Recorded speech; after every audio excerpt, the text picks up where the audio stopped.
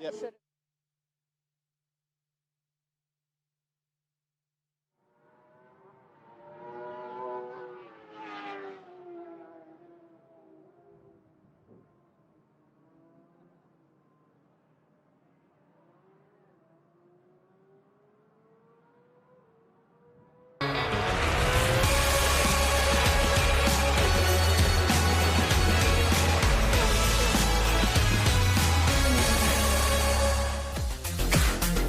21 of the My Bike Motorcycle Insurance Australian Superbike Championship presented by Motul. We are here in Winton, 200 kilometres north of Melbourne in rural Victoria, the action track rich in motorsport history. It's been a long and uncertain road, but racing officially gets underway this weekend with round 2 of the championship. I'm Rihanna Crean and I'm delighted to be with you for 2021. Alongside me is the former World Endurance Champion and former Australian Superbike Champion, Steve Martin. Steve, finally we are here. Finally we have bikes on track. Yeah, it's so good to be here, Rihanna. What a great way to start the year off. And also, welcome to you to the paddock. Thank you so much. I'm really excited to be here. The sun is shining. We've had a whole raft of weather here this weekend so far at Winton Motor Raceway, but it really feels right from lap 1 in practice that these guys, they mean business.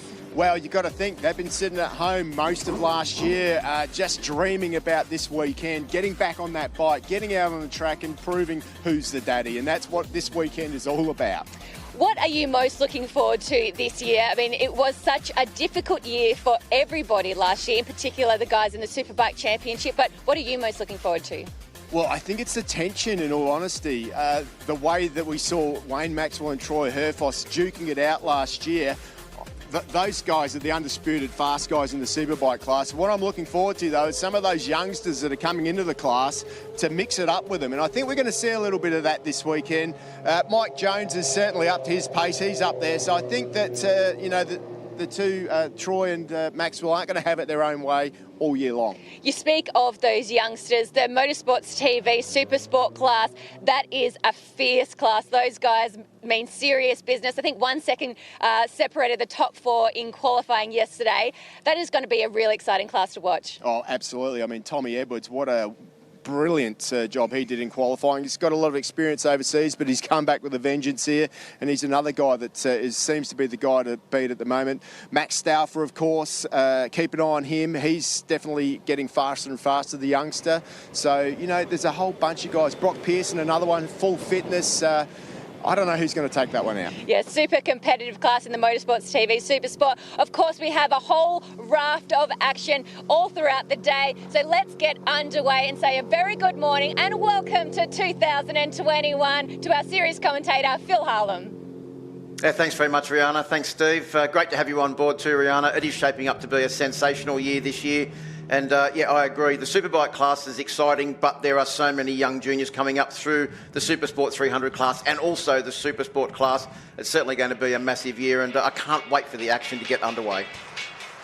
Winton Motor Raceway, as you mentioned, is a great track, though. There's been a couple of track modifications here over the ensuing period since we were here last as well. The general consensus is that the track is probably a fraction faster due to those slight modifications. Turn 1 and 2 remain the same, though, and a very, very interesting and always exciting start to any race through that little bit of an S's and dogleg. Then it's turn 3, the scene of some of those modifications. Right-hand turn, and it goes slightly downhill to Pirelli turn 4, and also too that the area in between those two turns has seen some modifications. Then it's the very fast Alpine Stars sweeper, third gear, 140 kilometres an hour plus on a superbike. Then starts the very tight section. Starts off with Yamaha Financial Services turn, and then we go into the start of the S's, a very tight turn at Dane's Corner, turn 7, around through the tree into the next area, which is AGV Corner, the left-hander, and then we come down to the Dunlop Corner, which will lead them out onto a very short straight. They drive out of there in second gear and then head down towards the left-hander that starts the last section of this circuit. It is a MMF corner, down to Australian Motorcycling Australia corner, second gear, then the final corner. Very tricky to get out of here and maintain a good drive onto the straight, where you'll head down the My Bike Motorcycle Insurance straight, getting a top speed just over 250 odd kilometres an hour, and that's going to be exciting to see who can get out of that final corner and set themselves up for an overtaking manoeuvre into turns 1 and 2. scene of the pits there as they look down. Everybody getting ready for the day's actions. Warm-ups now are pretty much all done. Everybody's got their races ahead of them for today. The weather conditions here are absolutely spectacular this morning, unlike yesterday where we saw some rain, some squally conditions that affected the qualifying sessions for the second qualifying session for most of the classes. Time to hear from our pole sitter, Troy Herfoss, who's done it on the Penrite Honda after a very interesting and exciting practice and qualifying sessions.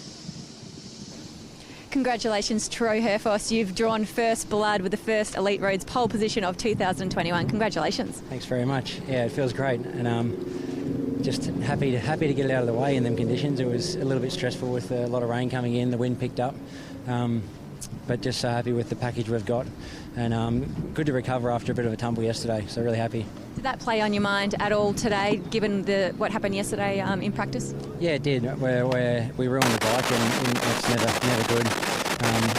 For anything, the cost of running the team is hard enough. But so like this morning was very. You could probably see it was very cautious for me. Just get through and get comfortable, and because we have to ride that bike. And then when it rained, for you guys at home that don't know, we have to change a lot of stuff to go out in the rain and be competitive. You can ride the bike, with just putting a set of tyres in it, but there's a lot of stuff we change on the bikes, and it becomes very stressful when there's rain, there's not rain, there's rain, and you've got one bike. So we're very fortunate that it was dry, and really happy to take the Elite Roads pole position. Just talk us through the conditions out there. We've got a couple of drops on our heads as we speak here, but were they as bad as what they sort of looked out on track? They weren't, no. The gusts of wind were more stressful than the rain, because they call it hero rain, because it's like, if you be a hero, you get away with it because it's dry before it hits the ground. It's just that when you see specks on your visor, it gets a bit nerve-wracking. But the gusts of wind were really difficult, and actually the first lap there I was following a rider in turn one, and I seen him go right up against a white line on the right-hand side for the entry to turn one. I thought that was really risky, and then I went in and I got blown half a metre across as well. So there was things like that in the pits like that in the race tomorrow, it's going to make it really hard to lead the race. Well, I'll hand this over to you, $500. It's the first one of the year. Congratulations. Thanks very much. Congratulations to Troy Herfoss. As we said, a very interesting, exciting weekend for him. He's had that crash. He's only got one bike today. He's going to have to come up with a good strategy if he wants to take the maximum points here. Plenty more action to come. R3 Cup up next, but first, a short break here from Winton Motor Raceway. AMMF can help power your passion. We offer flexible, tailored finance solutions to motorcycle and marine customers Australia-wide. Our motorcycle and marine specialists can help you finance your motorcycle, scooter, personal watercraft or boat package with quick and easy approvals, fixed rate terms, flexible finance options and competitive rates. Call AMMF on 1300 263 123 or visit the website today.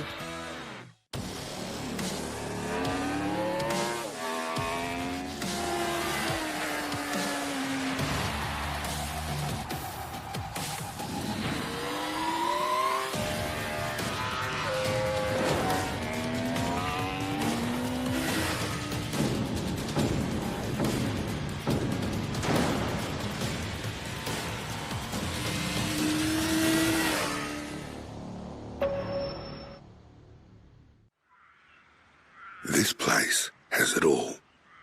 40,000-year-old stories, 360-degree views, and slow-moving, fluffy lawnmowers.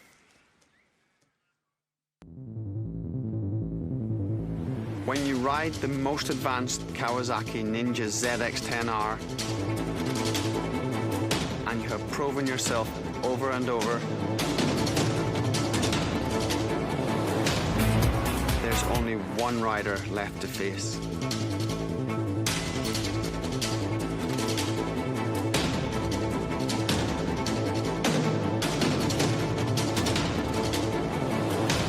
Face yourself.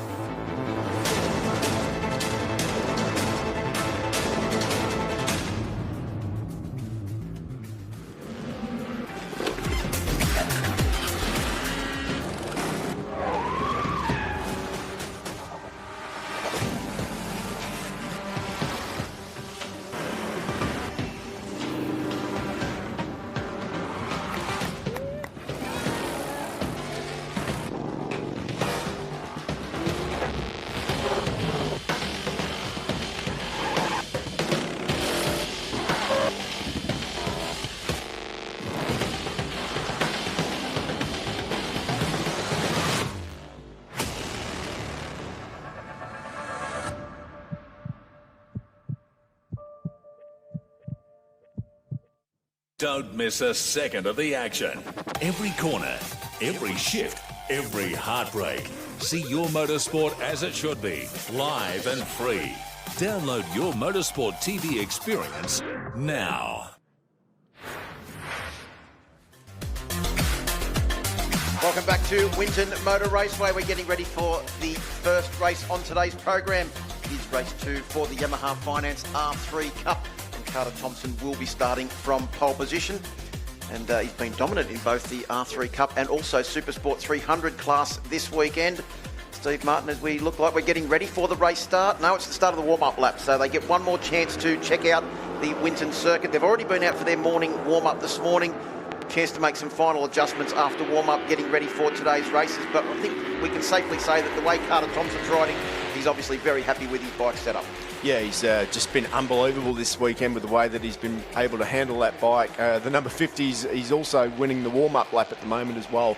Really good to see him out there and dominating in the class at the moment. And he is the guy that the others have to beat at the moment. Of course, Tom Drain qualified in second position. He's also done a good job. Benny Baker is up there as well. There's quite a few guys, a few names further towards the front, making a name for themselves too. Good to see Reece Outred, who's a relatively newcomer to this class, only a couple of years into it now, but he's starting to make his way towards the front as well. So keep an eye out for him. The young Victorian should be doing a good job there. Brandon Demery, previous champion, starts from the second row as well.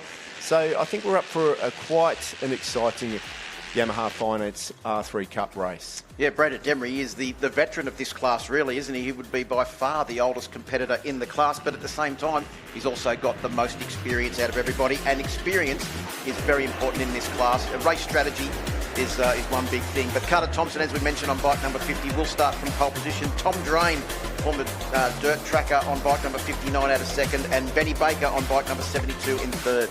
It is Demery in fourth. Fifth is Jacob Hatch, and Reece Outred, who we mentioned, in sixth.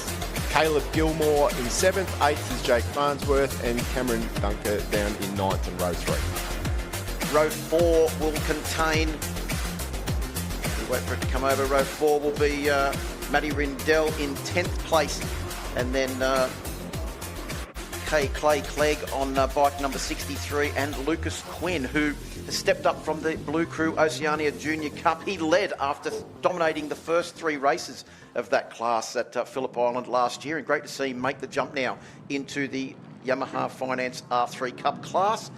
So we just about get ready for a start. Good to see the first race underway. Steve, is one of our feeder classes. These guys are looking to be the next Wayne Maxwell or Troy Herfoss and take out that Superbike championship. But we're getting ready for a start. The red flag is there at the front of the grid. R3 Cup is ready to go. 2021 starts now for today's program. R3 Cup is go. Good jump off the line, it looked like, from Tom Drain. That dirt track experience held him in good stead there as they make their way down towards turn 1. But it's Benny Baker up the inside on board bike number 72, and he takes the lead over Carter Thompson and Tom Drain as they make their way out of turn 2 and up over the hill on the old start area and down into the now modified turn 3. Looked like a pretty good start too from Brandon Demery on board bike number 11. Yeah, he did get a good start there, so really good to see him. We just saw Brodie Goeth get a good start as well, just on screen there for a second, as they head down through into the big sweeper of the circuit here. And of course, really important to get that right through Alpine Star Sweeper there. But we've already got somebody that's off the track there. That looks like it could have been, couldn't really get the number, but it might have been Jacob Hatch, number 99, that's already come off on the side of the track there. Well, not good for Jacob Hatch. He didn't have the best of qualifying efforts and was starting a little bit further back in the grid than he would have liked. But it is still Benny Baker on board bike number 72 that leads them as they make their way down the AMF straight now and into this final complex of corners. Yeah, it's really through Ducati corner. Yeah, really important to get a drive onto this Ducati corner, especially with these little ones. This is one of the second longest straight on the circuit. Definitely an overtaking opportunity there as we see Carter Thompson make the move on Ben Baker under brakes. Carter Thompson has been so strong at that corner all weekend. He just seems to be able to run in there so much faster than everybody else. And obviously the GTR Motorstars team have been doing a great job getting him comfortable with the bike setup. But look at Benny Baker's speed on the straight. He got great drive out of the final corner, the Yamaha corner, and he has revved his heart all the way along the My Bike Motorcycle Insurance front straight, but Carter Thompson comes back in turn one with an aggressive move. Yeah, Tom Drain just sitting in the background there, and I'll tell you what, it's Gilmore behind him. What a great job that he's doing. Yeah, Reece Orchard not too far behind as well on board bike number 121, doing a great job there. And it's good to see him getting a bit more experience in this class. He put his feet in the water, had a good go at it last year, but now he's running up the front, and the pace is really strong at the moment. Carter Thompson, a 137.25 from a standing start on board a Yamaha R3. Well, let's remember that Max Stauffer, who's now moved up into the Motorsports TV 600 class, has got the lap record there. Is that Jacob Hatch walking back? Yeah, it didn't look like him because he's got some brand new Jekyll and Hyde leathers, has Jacob Hatch. Now, look a lot more black than what that is, so that is obviously someone else that's come off their bike. Oh, no, Laura Brown has crashed out at turn 8. That might have been Laura making her way back. That did look like Laura. She had a not a good weekend. She had a couple of offs, and that looks like another one to add to the tally. Unfortunately for the veterinary doctor from Sydney, but she'll bounce back in race number 3 this afternoon as we make our way down the Ducati straight now and into MA corner. It is still Carter Thompson that leads, but he has got all over the back of him Ben Baker on board bike number 72. You can see how desperate Ben Baker was there to try and stay close to Carter Thompson. He knows last time he was able to put a move on the straight. He pulls out of the slipstream. He uses it to perfection, but Carter Thompson's got the better track position, and they dice once again heading down into the spokes.com.au S's for the third time. Ben Baker's got the line now. He's up the inside as they head into the big right-hander, and he's made the move past. What a great move by Benny Baker. Well, he's saying now, stick behind me. There's no one you need to catch up to, Ben. I don't think Carter Thompson understands sign language or wants to take any notice of that as they make their way down the out of the Pirelli corner and into Alpine Stars sweeper. Tom Drain playing the smart cards at the moment and just sitting there right behind them, letting these two dust each other up. Yeah, another overtaking opportunity into this Dainese corner, the tight corner at the top of the circuit. You've really just got to keep your momentum up here. You can pass, but it's pretty desperate. You want to save it for the last couple of laps because it'll be pretty much a block pass through there. But Benny Baker back out front again with Reece Orchard in 5th. Just drifting off of the back of this. I'm pretty impressed with Gilmore, though. He's doing a really good job out there as Caleb Gilmore sitting in 4th position. We can already see the gap between those three in the front three. Yeah, Caleb Gilmore had a good race yesterday too, Steve. He finished in 5th place in the first race for this class held yesterday afternoon, and doing a good job once again. But at the moment it is Benny Baker. Leads the field as they come through the final corner now. That's the Yamaha Rebshahart corner and out onto the My Bike Motorcycle Insurance front straight. It really is a battle in 3 for the podium here. Tom Drain is just sitting behind them. He doesn't look to have the speed in a straight line that both Ben Baker and Carter Thompson do, but he makes it all back up under brakes and through the S's as they come through the spokes.com.au S's now and up over the hill and down into the now modified Motul corner. Yep, into Motul they go, and it is Benny Baker out front. Yeah, Tom Drain just looks like he's sitting on the back of that bunch at the moment, and as you say, Phil, he's there to pick up the pieces if it all goes wrong for these two guys in front. You just see young Benny Baker there just getting right tucked in behind the screen, moving his bottom back on the seat to get every part of his body in behind the screen to get as much draft effect on that little R3 that he can. In yesterday's race, Steve, there was 0.7 of a second between the top 3 as they crossed the line, with Carter Thompson taking the win and Jacob Hatch in 2nd and Brandon Demery in 3rd. But these 3 went head-to-head in the Supersport 300 class, exactly the same as what they are doing now. Yeah, well, Jacob Hatch is out of this one. I'm sure he was a faller early on. Yeah, he was at turn 4 along with Clay Clegg. Yeah, and Laura Brown's also out. So unfortunately for those guys, looks like Talo Atsu has also had an off because he's down a couple of laps. Coming down to complete lap 4 now. So we're getting towards half race distance of the 8-lap journey. It is still Benny Baker that leads. See him on the all-white machine. Carter Thompson on the GTR Motorstars machine. Great outfit that is. They're bringing young riders through. They've got riders in Supersport 300, R3 Cup, and also the Motorsports TV Supersport class as well. And was Tom Drain on the construction supply specialist Yamaha R3 right behind. Tom Drain has won something like 18 national championships, 15 Australian and 3 AMA dirt track championships. It's an amazing resume for such a young man, Steve. Yeah, well, it looks like he wants to add some road racing championships to his resume, the way that he's riding out there at the moment. Good to see that he's not doing anything silly. He's just hanging in there. Probably doesn't have quite the experience of the guys up front. Well, at least Benny Baker, he's been in this class for a couple of years. I'm pretty sure Tom Drain actually did finish third in his first year in the Blue Crew Oceania Junior Cup as well. So he's made his way through the junior ranks and doing a great job here. Just looking at the graphic there from the drone, it looks like Baker and Carter Thompson have just started to open up a little bit of a gap, and Tom Drain's going to have to work hard to try and pull that back, because we've seen the speed of both these two on the straighters. Carter Thompson has a look down the inside now, can't quite get up the inside of the late braking, elbow scraping Benny Baker on board bike number 72. Yeah, Benny Baker and Carter Thompson looks up the inside. We know how strong he is into this tight MA corner. Can't do it there. Ben Baker blocks the line off just as he should. Benny Baker's starting to get a bit of a roll out front now, isn't he? He's really getting his rhythm right, and you know, the more laps he spends in front, the more rhythm he'll have. Yeah, most of these young riders, when you see them get on the podium, Steve, they're elated if they're just in second and third place because they've managed to make it onto the podium. Ben Baker has never got a smile on his face unless he is finishing in first position. You know, I can't imagine Carter Thompson being too happy if he's second either. So this is going to come down to the wire between these two guys, that's for sure. I don't think Carter Thompson's going to accept sitting that close to the man in front. He's so close that he's in the slipstream right now. Looks like he's going to try and dive up the inside, and what a move from Carter Thompson, side by side through the Alpine Star sweeper. It was a big move from Carter Thompson, but possibly even a bigger one from Ben Baker, who just went around the outside, let the brakes off and maintained that lead through the Alpine Star sweeper as they come through Denise. Now it is certainly still Ben Baker that leads. Tom Drain has just been dropped off a fraction. Look at the style there from Benny Baker. Elbow scraping on the ground. Very different style there from Carter Thompson, but massive lean angle on both of those Yamaha R3s as they make their way through Dunlop and out onto the AMMF straight.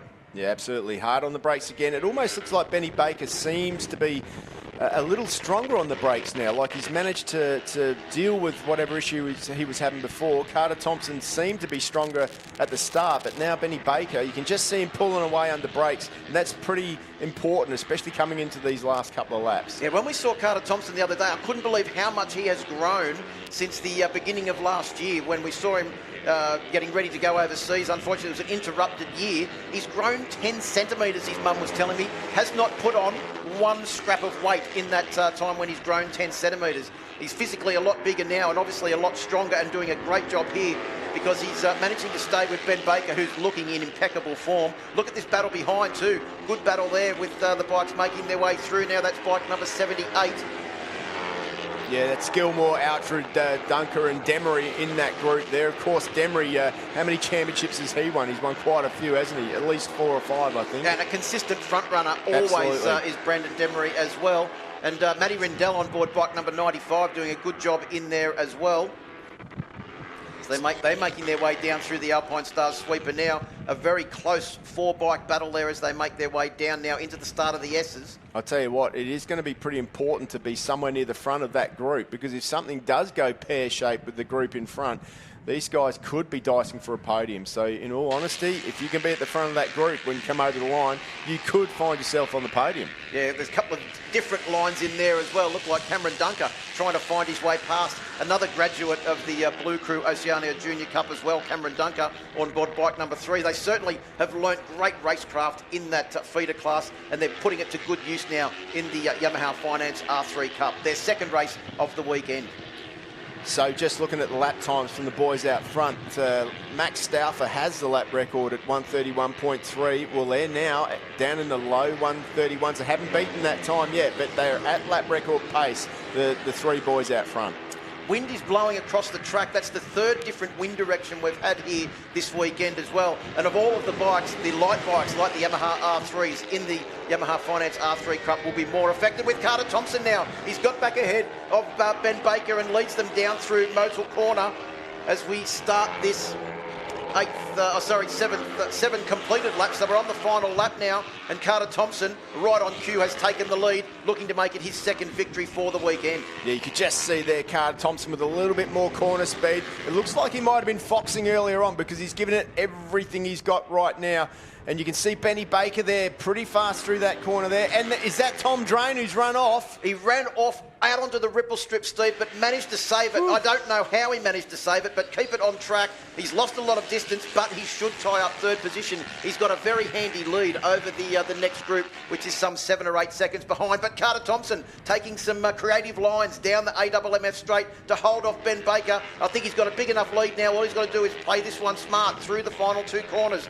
Motorcycling Australia corner and Yamaha Rev Shahart, and he will take a win. This is going to be an interesting lap time too. Looks like he's got this one sewn up as long as he can hold it together through the last corner. But keep an eye on that lap time too. This could be a lap record. Oh, he's had a big moment. That's going to cost him.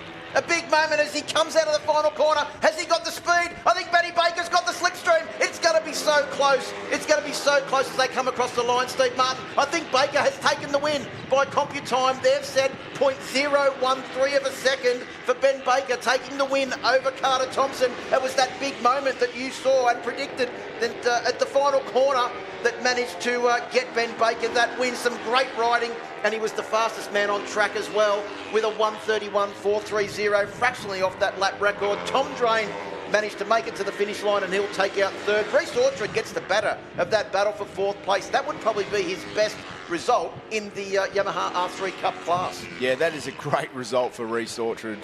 What a brilliant job. It's a racing family. Him and his dad, Dean, they go to all the tracks.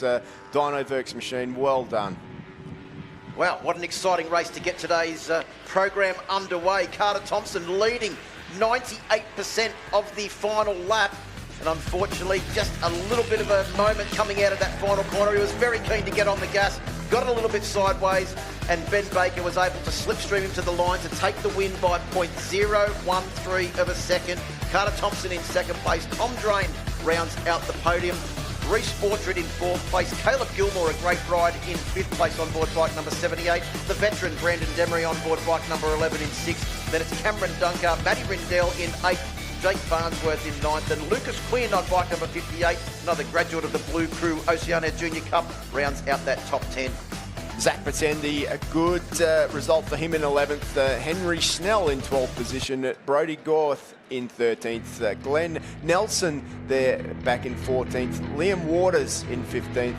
Jonathan Nalos in 16th. Zane Kinner, whose dad used to be a racer as well. Good to see him back in the field in 17th. Varys Fleming is there in 18th. Clegg in 21st. Jacob Hatch, of course, didn't finish the race, either of those guys. They went the wrong way down, didn't they? That's it. Just a big shout out to Jonathan Nalos, who's making his debut here this weekend on board bike number 20. He's given up the motocross and decided to go road racing, and a good result for him in his debut here this weekend. Podium coming up shortly, but first a short break and back to Winton Motor Raceway for more action.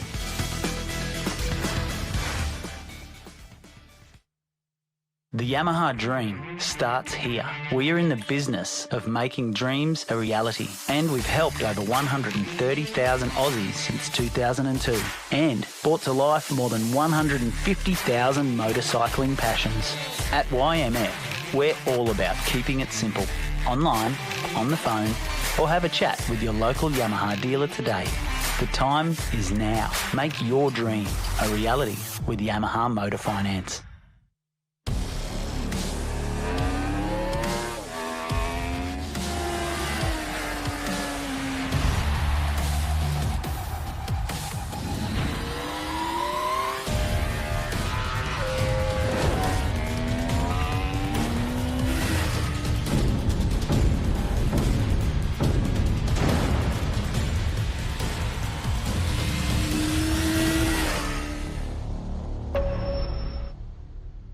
AMMF can help power your passion. We offer flexible, tailored finance solutions to motorcycle and marine customers Australia-wide. Our motorcycle and marine specialists can help you finance your motorcycle, scooter, personal watercraft or boat package with quick and easy approvals, fixed rate terms, flexible finance options and competitive rates. Call AMMF on 1300 263 123 or visit the website today.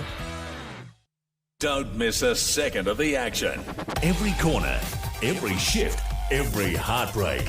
See your motorsport as it should be, live and free. Download your motorsport TV experience now.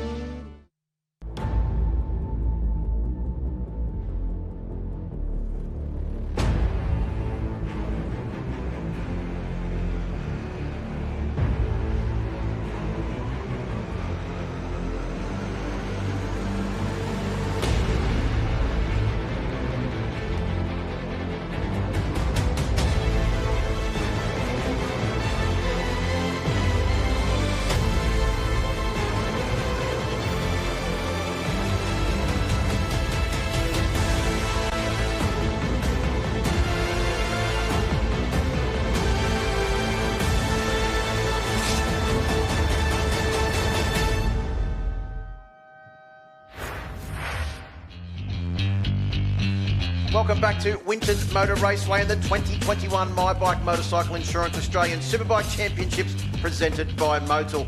It's time to hear from our top three from the Yamaha Finance R3 Cup. They're with Rihanna. Yeah, another thrilling race in the Yamaha Finance R3 Cup. In third place, we have Tom Drain. Tom, you're very busy this weekend doing the double with the Supersport 300. Congratulations on your third place. Thank you. It was a tough race. I stayed with Benny and Carter for a bit, and then I had a bit of a chatter in the front and couldn't really do much about that, but yeah. Those two boys are in front of you certainly have got some speed. Yeah, they had a lot of pace. They just pulled away. Well done. Congratulations on your podium. And in second place, he is on fire this weekend, Carter Thompson, but you certainly gave us all a scare the final corner there. Tell us what happened. Oh, yeah, I was just going through it. I leant the bike over a little bit too much and I hit the foot peg and it bounced the rear wheel up and sent me a little bit wide, and that Benny got in the slipstream and got behind me and beat me to the line. You had a brilliant day yesterday. You were on the podium again today. You and Ben are certainly having some awesome battles out there. Are you enjoying it? Yeah, it's really fun. Ben's been doing great, so just can't wait for some more racing. Yeah, we look forward to it. More racing to come later on this afternoon, and taking out the victory in race 2, Ben Barker, congratulations. Thank you. Yeah, it was an awesome race. Got a really good start. I led for the first few laps, then Carter got in front. I think I slipstreamed him on the straight. I tried to outbrake him, but he was too strong. We come up the hill and he ran a little bit wide, and I got up alongside him. And then I tapped the ducktail because I wanted to try to get it to the group of 3 because I didn't want to battle with him. And then, yeah, I think we pulled away a bit from Tom and it was a good race. Just thanks to everyone who helped me get here. Greg Eppes, for starters, for doing everything. Mark Weaver for building the bike overnight. SCK, UTEC, Dino Dave, everyone else who's designed, Shannon and Brizza for always giving me money for tyres, and just everyone else, thank you. Well done. Congratulations to our top 3 for race 2. More action on track with Phil Harlem. Yeah, thanks very much, Rihanna. Great to see Ben Baker get the victory there. And what an exciting race. Showed great racecraft to immediately pull in behind Carter Thompson, who had that moment on the final corner and used the slipstream to perfection to just get there by 0.013 of a second. Well, a lot of riders that have come from the R3 Cup and also Supersport 300 in the last couple of years, Steve Martin, have made their way up into the Motorsports TV Supersport class this year, and we are looking at the strongest, biggest field that we have seen in this class for many, many years. So many great riders coming up from junior classes, also coming back from overseas. When I speak of coming back from overseas, I of course refer to the 2 protagonists that have represented Australia in the Supersport 300 World Championship over the last couple of years, Tom Edwards and also Tom Bramich. Yeah, the 2 Toms, they certainly did us proud overseas. They're back here for this year, and they're both, going to be strong contenders in this championship. I mean, Tommy Edwards, we've already seen what he can do. He's had a couple of hit-outs. Tom Bramich, fairly new to the 600, but he's already right up there. There's a few other guys you've got to watch out for too. Scott Nicholson's back, and also Ty Lynch is starting to make his way forward in the field. Brock Pearson may have thought it was just going to be a Maxi Stauffer and Brock Pearson fight this year, but I don't think that's going to be the case. No, you have a look at anyone on the front 3 rows of the grid, and they've certainly got some great pedigree. Also the riders, as we mentioned, stepping up from Supersport 300s, Johnny Littris, Luke Power, coming into this championship as well, along with the veterans of the class like Aidan Hayes, who has got so much experience. He's been riding Supersport machines for many, many years. And a couple of those riders have also had their difficulties this weekend getting the bike set up. But yesterday afternoon, it was good to see everybody seemed to have made significant improvements over their practice times on Friday. Yeah, it was definitely good to see. Tricky conditions towards, yesterday were different. Like 1 minute it was sunny and hot, the next minute it was freezing cold. And then towards the end of the day, we were lucky we missed the rain, but it did rain. There's not a lot of rubber on the track now. It was all washed off last night, so these guys are going to be in an interesting position. They wouldn't have been on track with these sort of conditions, so it's going to be interesting to see how they handle it. That's right, and also just a quick mention about Brock Pearson, who went so close to taking that pole position yesterday. He was the fastest man in the 3 practice sessions on Friday, and he was also extremely fast in the test as well. And we mentioned it last year for those viewers that are just tuning in for the first time. last year's last round at Wakefield Park and this weekend here at Winton Motor Raceway is the first time that a fully fit Brock Pearson has been racing here in Australia in the last 4 years. He has had constant injuries and he's back to his brilliant best. When he went overseas at a very young age, came back, he was completely dominant in the Supersport 300 class for quite a while. But now he's back to full fitness and he's hoping that that transfers to the Motorsports TV Supersport 600 class. Yeah, absolutely. And, I mean, he is just getting stronger and stronger and stronger. Really looking forward to this race because, you know, qualifying's just one lap. It's who's done the work in the practices and testing is what we're going to be able to find out. What happens over the race, how these tyres last, how they drop off. Who can manage the slides better, because these bikes aren't 300s. We are going to get a lot of wheel spin. The bike's moving around a lot more. There's a lot more speed involved. It's even harder for the young guys coming into the class, like Luke Power as an example, you know, like to get used to that extra power. Also, we mentioned before about Tom Edwards. He qualified on pole position. For the first time, he's also got the brand new Yamaha as well, making its debut here this weekend for the Bike Viz team. Absolutely magnificent presentation for him as well. And of course, keep your eye on the other side of the grid. Maxi Stouffer on board bike number 27. Won his first race in the final round last year and looking to continue on here. I remember a couple of years ago, it was Winton Motor Raceway where Max Stouffer went from being a contender to a race winner. Yeah, absolutely. Really, really good to see. It's really impressive to see Scott Nicholson back, and also Dallas Gears making his way forward as well. Yeah, Scott Nicholson's been out of the championship for a couple of years, but bounced back. He was extremely fast on Friday in practice as well on board bike number 39. Keep your eye out for him. It's a very, very brightly coloured motorcycle. You certainly won't miss that one.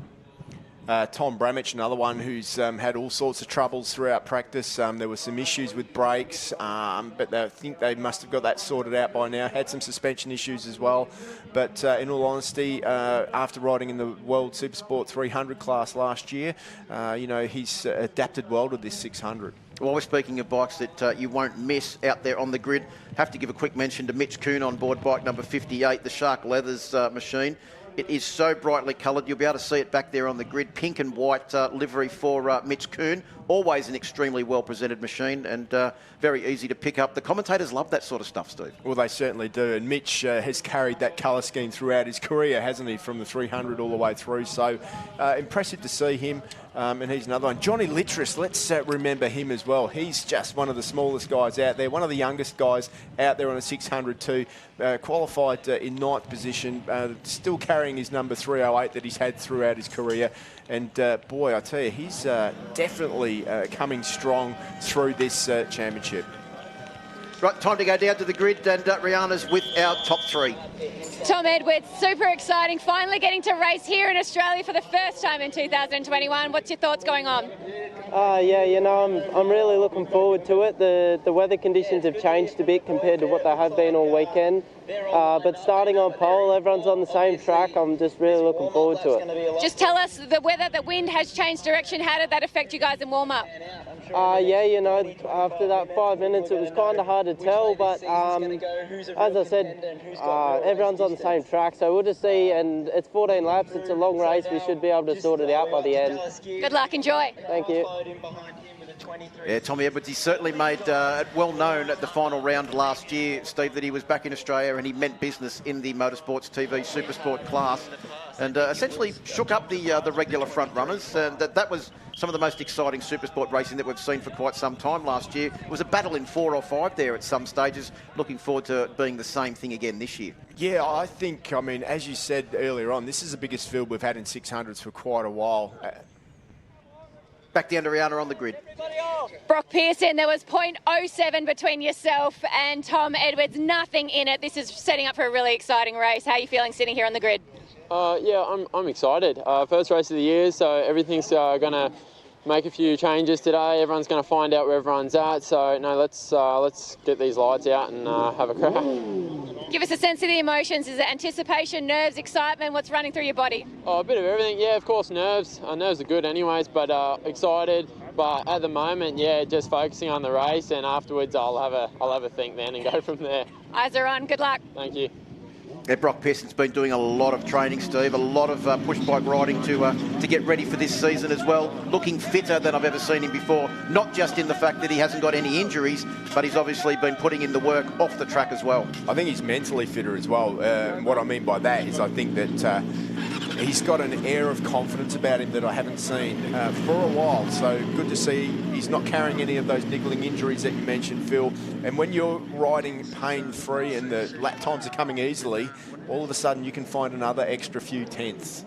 Yeah, speaking of confidence, I've got to say that Maxi Stouffer, who took his first victory in the 600 class in his debut year, the final round at Wakefield Park last year, is now starting to get some of the swagger of his dad, Jamie Stouffer, the former two-time champion. He's looking confident about what he's doing. He's looking confident with the team, and I expect him to be a front runner in this class. He probably wasn't as close to the front as he would have liked in practice, but it's race day now, and I expect that Max Stouffer has turned up with his A-game on board bike number 127. Well, look, Max is a quick learner, you know what I mean? Like, if he is missing a little bit here or there, he'll pick it up following these guys around at race pace. I'm sure that he's going to be one of the guys up in front, giving it his best shot. Well, as they make their way off on the warm-up lap, listen to that roar. It's a long time since we've heard such a big roar from a big Supersport field here at Motorsports TV. And you can see a couple of riders there doing the Casey Stoner, just pulling over and letting everybody past, making sure they come back to the grid with the warmest tyres possible. Incidentally, it was the riders that sit first and second on the grid in Tommy Edwards and also Brock Pearson. You just saw Mitch Kuhn go past there on the pink and white liveried machine. As we said, very hard to miss. Tom Edwards starts from pole position on board bike number 26 with Brock Pearson on 17 and Max Stouffer on 127 in third. Tom Bramich in fourth on row 2. Ty Lynch, a great result from him too. Scott Nicholson, good to see him back in the championship on a Yamaha. Row 3 will be Dallas Skier, who's going a great weekend this weekend. Got Glenn Richards here working with him as well. Luke Power on board bike number 68, making his debut in the class, along with Johnny Littress, will start out of row 3 in positions 8 and 9. Of course, row 4, Jack Hyde, Jack Passfield, Aidan Hayes on row 4. Fifth is Reece Belling, Timothy Large, Joel Taylor on row 5. Good to see Luke Mitchell back in the championship as well. Had a bit of an appendix problem just before this event. He's fit and healthy now and making his way back. Yeah, Noel Mann also in there with on the row with Luke Mitchell, and the field rounded out by bike number 23. That's Matt Long on board his Yamaha R6. So a lot of Yamaha R6s, a couple of Kawasaki's, a couple of Suzuki's in there, getting ready for a great season of Motorsports TV Supersport racing. It is a Yamaha lockout on the front row of the grid, though, with 3 of the brand new generation Yamaha R6s doing a great job in qualifying. And Tom Bramich also in 4th place on a brand new motorcycle. It was so brand new, they were trying to not only run the engine in, but run the suspension in as well this weekend. Run everything in and try and get the brakes to work. So looking forward to see what he can do.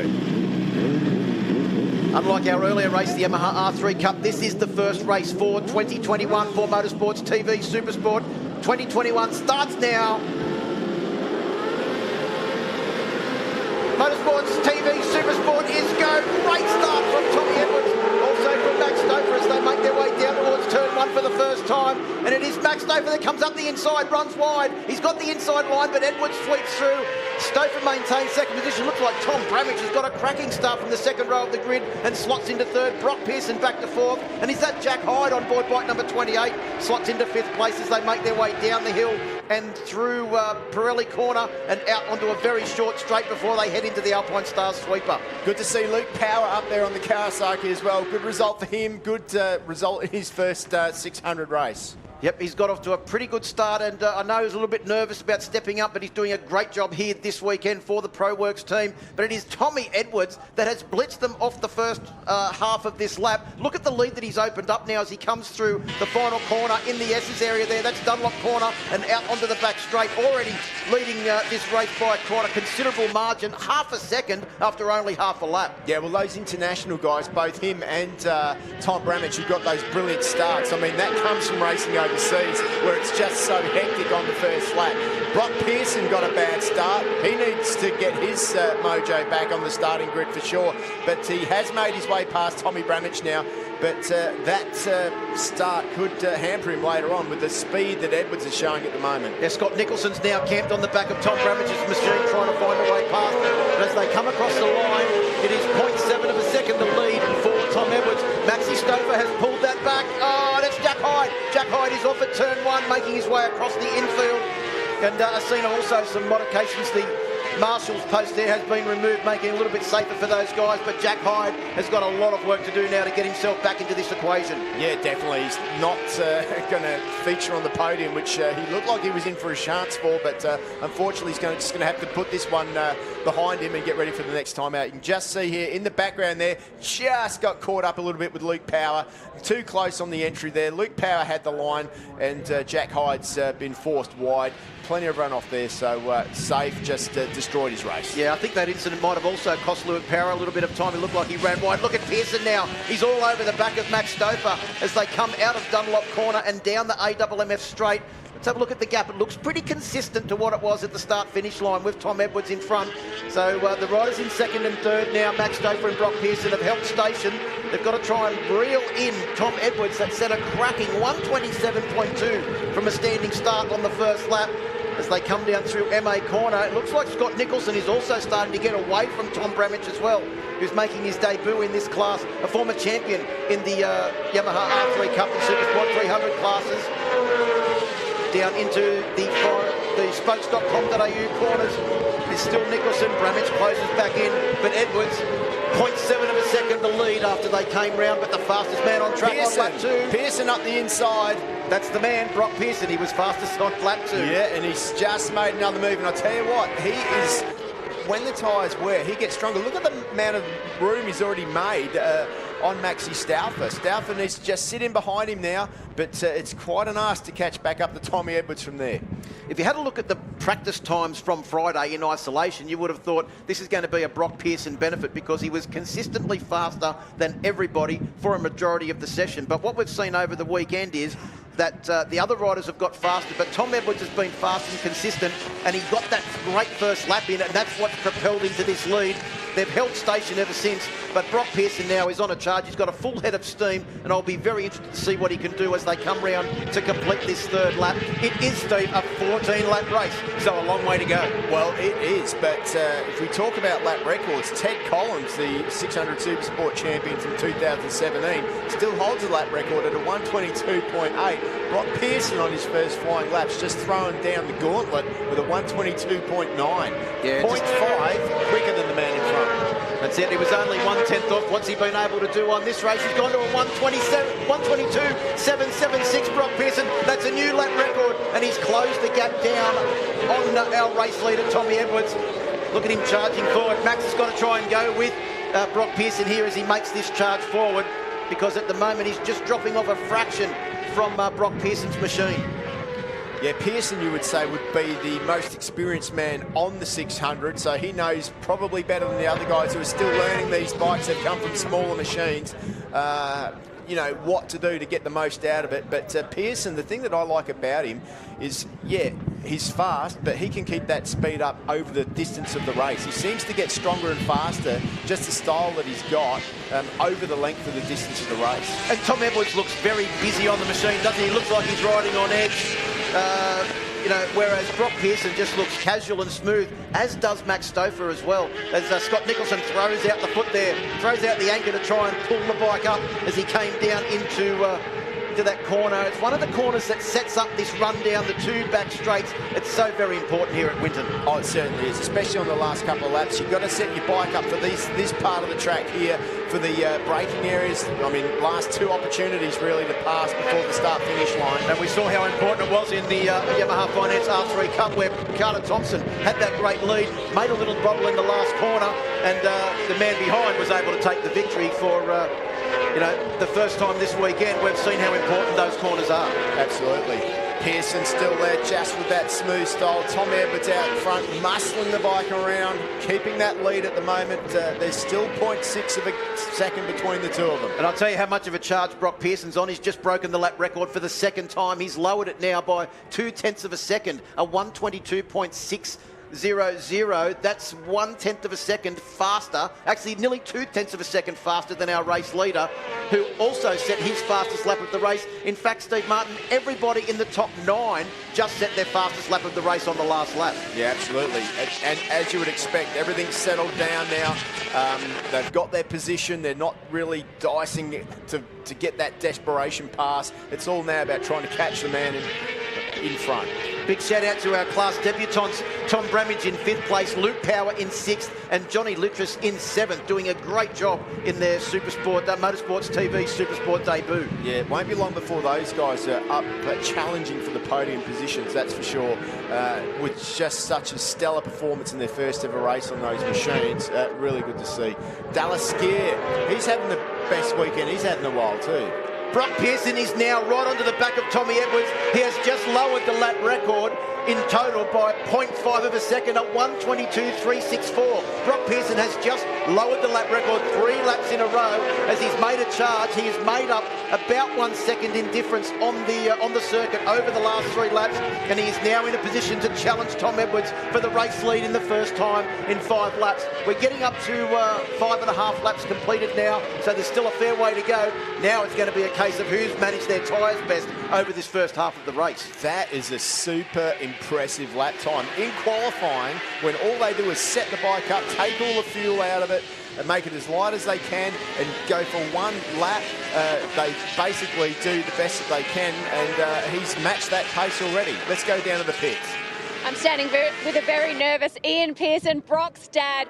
Unfortunately, didn't quite get the start to what he's liking, but he is setting the world on fire out there at the moment. No, he didn't get the start, but he tries really hard and he'll push all the way. So I hope he just, keeps calm. His fitness is something that's been in doubt in the last couple of years, but he said to me earlier this week, and he feels amazing, full fitness. You must be so proud of him. He works really hard at his fitness and his craft, so I've got no real worries. So just hopefully a good race. Wish you all the best. Really well. Thank you. Yeah, great to hear from Ian there. Brock's dad doing a great job in working on the bike this weekend, getting it all set up.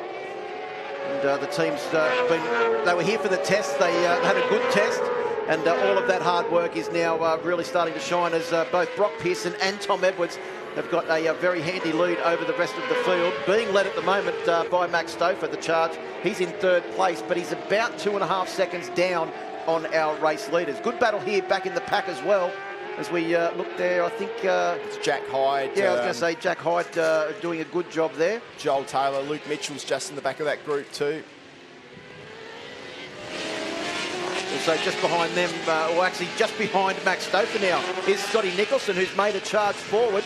Good to see Scott Nicholson doing a really good job on the brand new bike. We usually associate him with riding Suzuki's. He's made the jump to Yamaha and looking very, very fast on that machine. Yeah, he's doing a fantastic job, isn't he? He's right up behind Maxi Stouffer at the moment.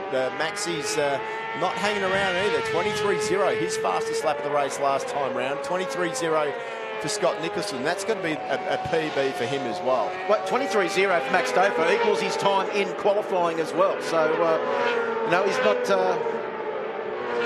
not hanging about there, as you said, and he's also trying very, very hard. It's just that the guys in front have lowered the benchmark into the mid-22s. 22.5 that time through for Tommy Edwards, our leader. That's his fastest lap of the race. Doesn't take the lap record, but when you've got 8 laps on the tyre, he's definitely lost all that brand new grip that you would expect to get those lap records with. He's muscling it round now. Just how much of a toll would it have taken on Brock Pearson's tyres to do those 3 lap records in a row, Steve Martin? And are we now seeing the fact that he's given those tyres a bit of a hard time, that now he's just had to back the pace back a fraction and maybe just sort of let everything cool down, ready for a final charge towards the end? Well, Brock's got a very economical style, so he can afford to do it a bit, but it does take it out of the tyres and physically out of yourself, because, I mean, it looks like you're just sitting there pretty much doing nothing, but I can guarantee you that these guys are amongst the fittest of athletes that there ever will be. So ideally, he didn't want to have the start of the race that he did. He didn't want to have to push as hard as he could have, because those 3 mega laps that he did ideally he would have done on the last 3 laps when he needed to do it to beat Tommy Edwards, because Tommy Edwards probably could have had a little bit of a break, but I tell you what, he's not having a break going over the line. 22.4 that time round. Tommy Edwards does his fastest lap of the race the last 2 laps in a row. Yeah, and he's only about a tenth now off the new lap record set by Brock Pearson early on, a 1:22.364. On that lap alone, Brock Pearson was 0.3 of a second slower. The gap is out to 0.8 of a second now for Tom Edwards on the Bike Biz Yamaha R6. Big overtake manoeuvre there from Aidan Hayes up the inside of Reece Belling. The bricklayer from Victoria just got overtaken by the electrician, so it's all the tradesmen at work now as they come down into Motul Corner.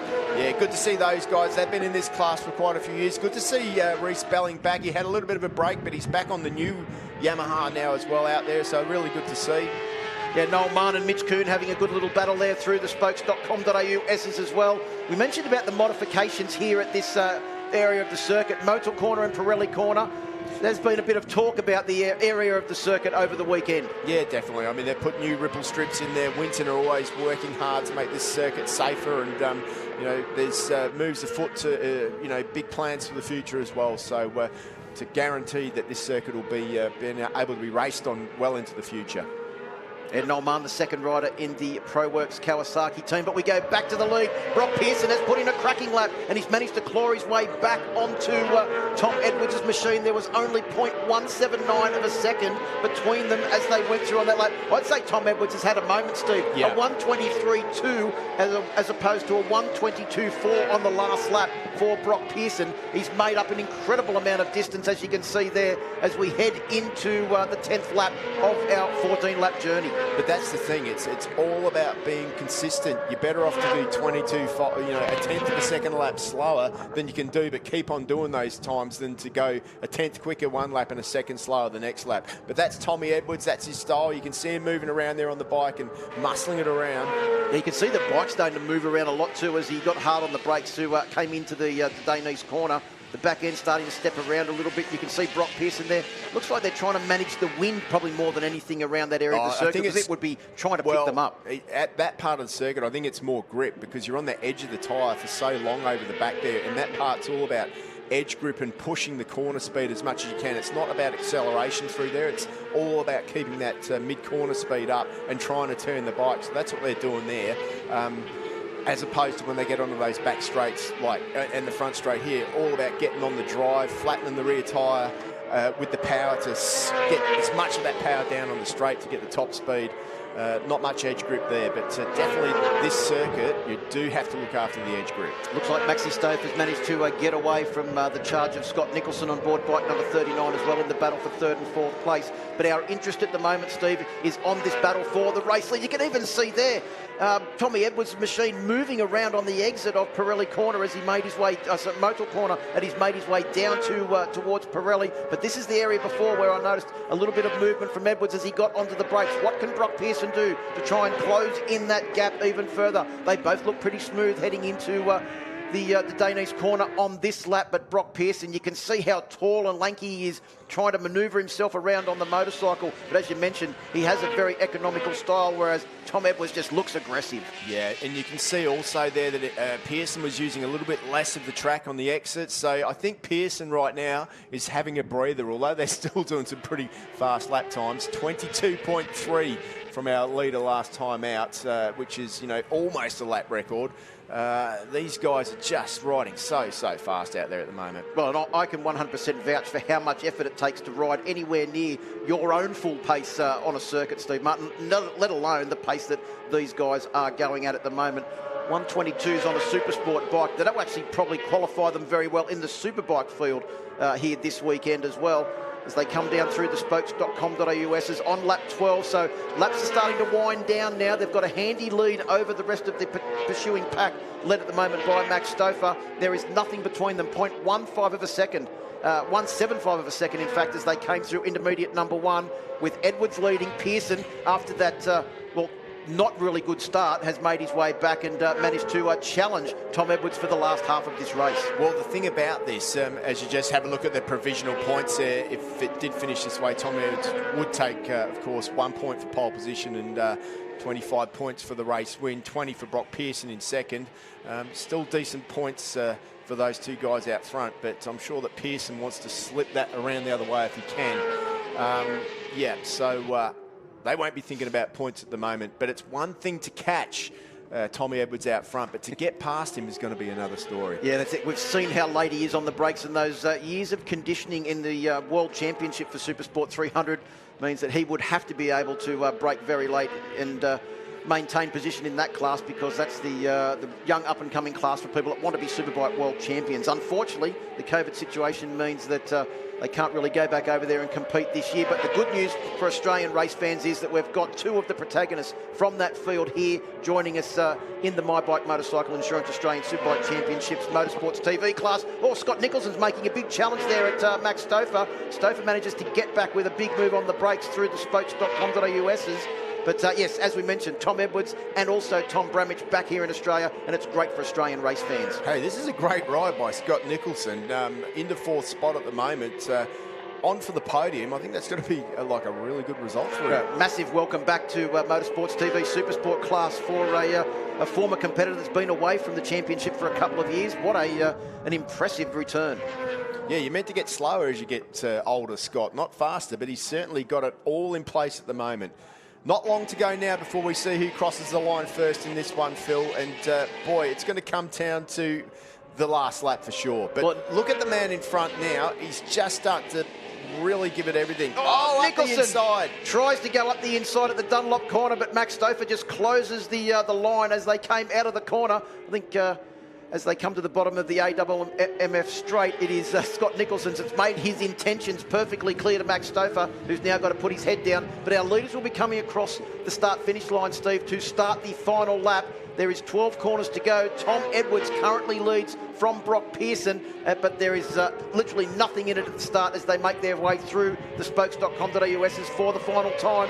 Pearson has just dropped off a couple of bike lengths. He's going to need to pull that back because he's not going to outbrake Tom Edwards. How late Tom Edwards is on the brake. Stouffer's off the track in the spokes.com.au's. He's managed to get back on, but I think that's gifted a podium in his return to ASBK for Scott Nicholson on board bike number 39. Yeah, really good to see Scotty Nicholson in that position now. Stouffer's obviously had a race that he'll want to put behind, but still fourth is nothing to sneeze at. But Pearson back on the back wheel now of Tommy Edwards out front. It's on the gas. He's around the outside. He's strong at this part of the circuit. Watch out. He could dive up the inside here. It's an opportunity. Can't do it there. I think it's going to come down to the MA corner for Brock Pearson. He's going to have to get good drive out of Dunlop and down the AMF straight and then through the next corner here. This corner is crucial for Brock Pearson. He needs drive out of here and onto the Ducati straight. He's had a bit of a bobble. He's stuck.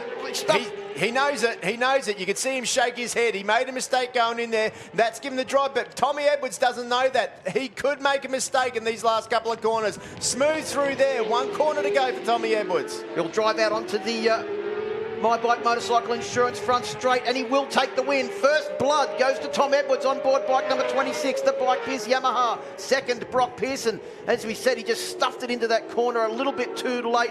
Lost the front end momentarily, and that was the end of his charge. Scott Nicholson will take the final place on the podium on board bike number 39. Maxi Stouffer will finish in fourth. Luke Power gets up to fifth place in his Supersport debut as well. Congratulations, Luke Power on the ProWorks Kawasaki. Tom Bramage in sixth place. Dallas Skier in seventh. A good result for Dallas Skier. And Johnny Littress in his debut as well will take eighth place. Well, congratulations to Tom Edwards and the Bike Biz team. And welcome to the championship on the brand new R6. And that's his first victory in the Supersport Motorsports TV class as well. Well, he certainly earned that one, lapping in the 1 minute 22s, under the old lap record for most of the race. Yeah, and I don't know how many times the old lap record was bettered in that race, but let's just say it was quite a few, because not only did Tom Edwards do it, Brock Pearson did it 3 times in a row after not a good start, managed to come back and challenge Tom Edwards for that race victory. But it all came down, as we mentioned, to the final couple of corners. And in the end, it was Tom Edwards that took the victory by 1 second over Brock Pearson, Scott Nicholson in third, Max Stouffer in fourth place. All of them mounted on brand new Yamaha YZF R6s. The first Kawasaki home, Luke Power, in his debut in the class on board bike number 68 in fifth. Then it was Tom Bramage, Dallas Skier on the first of the Suzukis. Johnny Littress, Jack Passfield and Aidan Hayes rounds out the top 10. 11th was Jack Hyde, Reece Belling in 12th position, Joel Taylor in 13th, Timothy Large in 14th, Luke Mitchell there, good job by him in 15th, Mitchell Kuhn in 16th, Noel Mann, Matthew Long in 18th. Well, let's have a look at the highlights of that race, Stephen. There were plenty of them. As they got off the line, it was a fantastic start for Tom Edwards and Max Stouffer, but not a good start for Brock Pearson. As you can see there, he dropped back to about fourth place as they came through the spokes.com.au's for the first time, and left himself with a fair bit of work to do because the guys in front are very, very hard to overtake. Yeah, they certainly are. Then this moment happened. Jack Hyde, who was looking pretty strong early on, had an off with Luke Power. Luke Power stayed on the track. Hyde made his way back. Tommy Bramage was in a bit of a battle with Scott Nicholson as well there. But Scott Nicholson, to be fair, was on a roll this weekend. He was making his way forward at a rate of knots. Speaking of making your way forward at a rate of knots, that is also what Brock Pearson was doing. After that start, he broke the lap record 3 times in a row, eventually lowering the old mark by over half a second, and was onto the back of our race leader, Tom Edwards. Yeah, at this point we thought, boy, Brock Pearson has got some pace that Tommy Edwards can't match. But we were wrong because Tommy Edwards started laying the gauntlet down. Brock Pearson was there. The gap was seesawing backwards and forwards, but he never really got the opportunity to have a dive up the inside. Yeah, obviously the team were keeping Tom Edwards abreast of the situation with the pit boards to know how close Brock Pearson was, and he was able to manage that gap perfectly over the last couple of laps. Then it came down to this battle for third place on the podium. Max Stouffer and Scott Nicholson having a very close battle. Nicholson tried several times. Stouffer got past Stouffer. Stouffer got back past again. And it all came down as well for the battle for third on the final lap. Yeah, Stouffer was doing such a stellar job. Remember, he won last time out, but then he ran off in the spokes.com.au's. His manager to gather it up. A safe fourth place for him in the race. But meanwhile, back out front, it came down to this. You could see there, that was the moment that Brock Pearson realised it was all over. Yeah, he just got in there a little bit too hot. It looked like it might have been a minor lock-up with the front end, and just couldn't quite get the bike stopped. And in the end, it was Tom Edwards that took the victory over Brock Pearson by 1 second as they came across the line. And third place was Scott Nicholson in his return to the class. I think it's time to hear from our top 3 there with Rihanna. What another exciting race here at Winter Motor Raceway. Time for the podium for the Motorsports TV Super Sport class, and in third place, Scott Nicholson. Scott, congratulations as you pulled into Parc Fermé. Couple of deep breaths there. That was hard work. Oh, it sure was. Maxie put up a good fight and went down to the final lap. I'm so thankful for the team that got me here. It's been hard work this past couple of weeks after a few big crashes. And yeah, I'm just thankful to everyone, Yamaha, Traction Control Motorsports, everyone that's put in all the hard work and effort to get me out there. Fantastic to be on the podium for the first race of the weekend. Congratulations, Scott Nicholson. And in second place, what an epic battle by this guy. Well done, Brock Pearson. Congratulations, the first podium for the year. Yeah, it's a good way to kick off the year to get straight on the box. Like, that's always nice. I feel like I had a little bit more speed, but just couldn't make a few things work on the bike. So we'll go back, try and make a few changes. Congratulations to Tom for the win. But yeah, we're all chasing a win. So yeah, I'll go back and keep trying to work until we reach it. Just talk us through what happened on that last lap there. It looks like you had maybe a misgear or issue with the bike. Yeah, just using a little bit too much front travel than I originally was, and I was just hitting the bottom of the fork. And yeah, I tried to line something up there, and with 2 corners to go, I tried to get right on, and yeah, just had a small mistake, and that sort of cost it. But it's racing. Congratulations, Brock, on the podium for the first race of the year. And our winner for race 1 here for the Motorsports TV Super Sport class. Congratulations, Tom Edwards. Man, there were some cool battles out there. Well done. Yeah, thanks. It was a really tough race. You know, I led it pretty much from the start, and then was just watching my lap board. You know, you don't have time to look behind you or anything, and saw I had a little bit of a gap on Brock, and then he started pulling me back in, and you know, it was under pressure, and we ran a really fast pace the whole race, which was really good. And yeah, I'm really looking forward to this afternoon. Yeah, we look forward to it too. Congratulations to our top 3 for the first race of the weekend. Plenty more action on track. Let's head back up to the commentary team.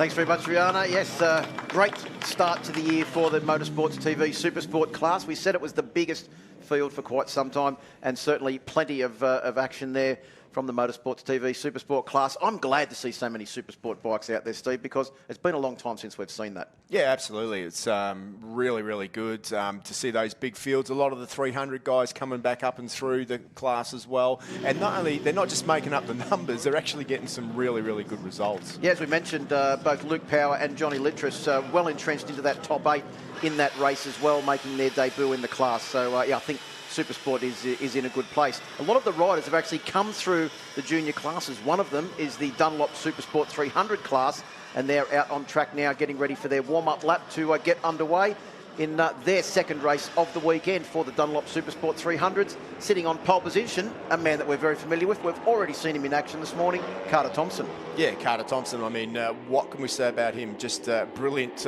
morning so far. Nearly pulled off the perfect weekend, had a bit of a moment on the final corner. Benny Baker got past him and got the win in the R3 Cup race we had. So, you know, interesting to see what's going to happen here. I'm sure he won't make that same mistake. But of course, you know, the other guys now can make a few tweaks to their bikes as well. And hopefully we can see a few more guys up front. Well, the good news is that Benny Baker gets another opportunity to try and get the better of Carter Thompson, because he will start out of second position on the grid.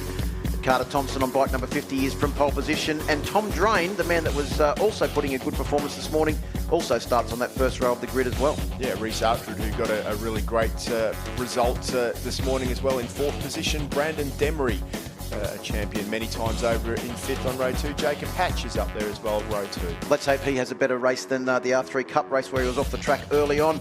Zach Johnson for the Johnson Racing team out of position number 7. Joe Marinello on board bike number 88. A change of teams for him, both of them mounted on Kawasaki's. And Caleb Gilmore on board his Yamaha rounds out the row 3 area. Silas Bunting, Peter Nerlich and Cameron Dunker on row 4. Jai Russo, Matthew Rindell and Lucas Quinn on row 5. Yeah, Zach Pettendy, Clay Clegg and James Jacobs will start out of row 6 in 16th, 17th and 18th position. Yeah, so it's definitely going to be a very, very interesting race to see how that all goes. Jacob Hatch, Zachary Johnson there as well. It's just going to be a myriad of riders that can take this one out. Well, and the good news is, Steve, unlike the final round of the championship last year, crowds are allowed back into spectate here this weekend at Winton Motor Raceway, and from what I'm led to believe, there has been a very high demand for the limited amount of tickets available. So it's good to see the fans back. They're keen to get into some racing action and watch it live as Dunlop presents this Supersport 300 class. And what a class it is. It is one of our favourites. These are the future stars of Australian superbike racing, and we always look forward to seeing them get out on track. And at the moment, you'd have to say Carter Thompson is climbing that ladder extremely quickly. Benny Baker is trying to take those runs away from him as we get ready to go in Dunlop Supersport 300. Riders on the grid. Supersport 300 is go. Great start there from Carter Thompson, also from Tom Drain. As we make our way down towards the spoke.com.au's for the first time. The big field tries to funnel through there. There's plenty of action up the inside, further back in the pack, but I think everyone has made their way through. No, there's an incident further back in the middle of the S's there, but our leaders, Carter Thompson and Ben Baker, Tom Drain, Reece Aldred, are all through safely. Yeah, it's really hectic on the first few laps at this circuit. You've got to be really aggressive to try and make your position on the track. We've got one of the riders have come off, halted all together. We've got a red flag at the moment. Yeah, I think that's because of the incident down there at the middle of the spoke. 3 bikes. Yeah, at least 3 riders there. You can see the rider standing behind the fence. The rest of the field makes their way through the S's. They'll come back and take up their positions on the grid. But obviously the bike's in a little bit of a tangle there. Not the first incident we've seen at that area of the circuit this weekend or over the history of Winton. Bike number 181, one of the machines that was involved in that incident. Yeah, that's Liam Waters from Queensland on the Moto Shed machine. So unfortunately for him, he's probably not going to be able to get that bike fixed in time. All the riders were up and looked to be okay, but it'll be difficult for them to be able to make the restart. Looks like there'll just be a minute or so where they just clean those bikes out of the way. Yeah, as you mentioned, the good news was it looked like everybody was up and walking away from the incident. Yeah, so it'd be interesting to see what happens. Just so tight. Here's that incident we had out of the Motul corner. Just that's the new ripple strip. Unfortunately, just used a little bit too much of it there, and got off the track. Did a pretty good job to get that machine stopped before the wall there. Yep, managed to pull it all together. That's that machine there, number 17. That's Oliver Short from the Moto Heaven machine. Looks like he's pushing that bike off just behind with the group of others to be brought back to the pits. Couldn't quite make out who the other crashes were in that incident. But it looks like they've managed to clean it up pretty quickly, Phil. Everyone making their way back onto the grid. Let's see if we can see what happened here at turn 1. I just said that the field had made their way through safely, and then it happened about the exit of turn 1 and on the way to turn 2. Yeah, you can see there looked like someone just had a bit of a moment, and then unfortunately a couple of other riders got caught up in that incident as well. Another rider there looked like his fairing got ripped off as that incident took place as well. It's so tight there on the change of direction that what happened was one of the riders changed direction while someone was still tipped in, and they got caught and then took out somebody else. So unfortunately, that's the way it goes. All right, the riders are back on the grid. Just a red flag situation at the moment. The medical car comes back to the back of the field. Race safe here again this year. Good to see. There's Sam Phillips, the chief of the grid, down there at the start, ready to go. Is that a warm-up lap sign that was just being held out by our start line official, Brendan Ferrari?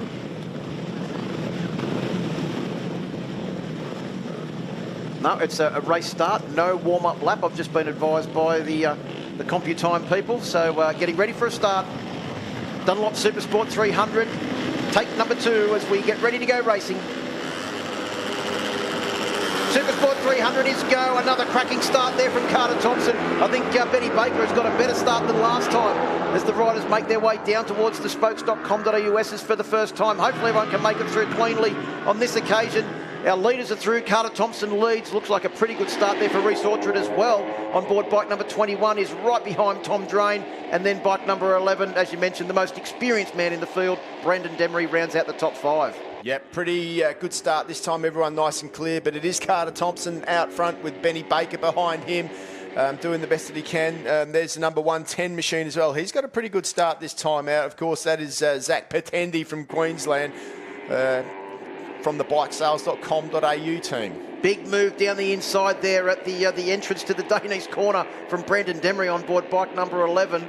Well, Demery knows that he can't be that far back. He's got to make his way forward as soon as he can if he wants to get on the podium. He's used to being on the podium, so he's got to get with those front 3 guys if he's going to stay with him. The front 3 guys have got some serious pace out there. Brandon Demery's got a serious beard this weekend as well, too. With all the young, fresh-faced riders in this field, he certainly stands out with the... now very generous beard that he's sporting. It is a generous beard. You keep saying he's a veteran, but he's still probably under 25 years old. As we make our way down to MA corner now for the first time, there's Tom Drain on board bike number 59, as we mentioned. A man that's got so much international experience and so many Australian championships to his name, sitting in 3rd position at the moment. Across the line they come to complete the first lap. The gap as they came across the line between the top 3 was just on 1 second, with Brandon Demery now moving his way up into 4th place. Obviously that move at Dane's corner has put him in a good place, just ahead of Rhys Orchard. Jacob Hatch has got away well on board bike number 99. The Hatchling is certainly doing a good job here, as Xylus Bunting has a big look up the inside on bike number 47, trying to move up the inside of Cameron Dunker for 9th position, but I think Cameron Dunker was able to hold him off. It's pretty tight out front. It is Carter Thompson still who leads this one with, of course, Ben Baker right behind him. Tom Drain behind him. Almost a repeat of the R3 Cup. Oh, we've got one down. That looks like it could be Brandon Demery. Is it on board bike number 11? It is. He's lost the front end going into the Dane's corner. He runs back to his bike to try and get it up. It's going to be pretty hard work to get it out of there. It's going to be full of sand. Handlebar's gone. He's lost his handlebar. It's all over for him. Would have had no chance of getting anywhere in the podium positions anyway after that, but he probably could have finished the race. But that's the end of Brandon Demery's race. So Carter Thompson still leads. Ben Baker in 2nd. They've managed to pull a small gap over Tom Drain. It's Rhys Orchard now back into 4th position. Jacob Hatch in 5th.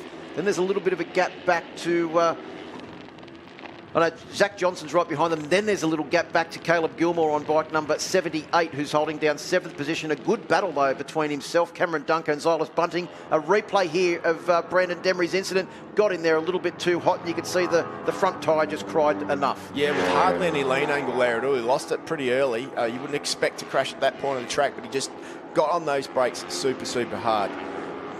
Good to see Rhys Orchard, though, up in 4th position. He's been shoehorned into the Pro GP team this weekend, taking Archie McDonald's place. So, yeah, Archie McDonald out injured, so the Pro GP racing team, obviously the guys in charge of that team, Jake Skate, had plenty of opportunity to watch him when he was competing in the junior classes, and realised he's got a fair amount of talent, so they've drafted him in to take Archie's position, and he's doing a great job here on board bike number 121, holding down 4th position. It'll be an impressive debut. They may have to expand the team if he keeps riding like this. Yeah, they might have to, because, I mean, this is the best I've seen him riding in this class. Good job by young Rhys. Zach Johnson's up there too. He's doing a great job. Jacob Hatch has had a much better race than he had in the earlier Yamaha Finance R3 race. Yeah, Zach Johnson on board bike number 22. The Johnson Racing Team machine is the first Kawasaki in this class. Of course, Yamaha R3 Cup, only Yamaha R3s. Dunlop Supersport 300, we have the combination of the Yamaha R3s and also the Kawasaki Ninja 400s, with different regulations being applied to both of those machines. Jake Farnsworth is having a good ride this time out too, in 12th position, as is Joseph Marinello. He's another one that's just starting to get more towards the front in this class. Good to see him out there, Joe Marinello, doing a good job on the Kawasaki, in the top 10 at the moment. Yeah, he's had a change of teams in the off-season as well. Has Joe Marinello on board bike number 88. And looks like that was Jacob Hatch going through with the bright orange wheels. As we look at this battle here, oh, that was a big moment there for, I think that was Joe Marinello. It was on board bike number 88. The back end just stepped out as he got hard on the brakes into the spokes.com.au's, trying to find his way past Caleb Gilmore on bike number 78 in front as they come through Motul Corner and down into Pirelli. He is quite a big stature, is Joe Marinello. There's not much of him, but he's, if you have a look at how big he looks on that machine, he's probably not doing himself any favours in the aerodynamics department.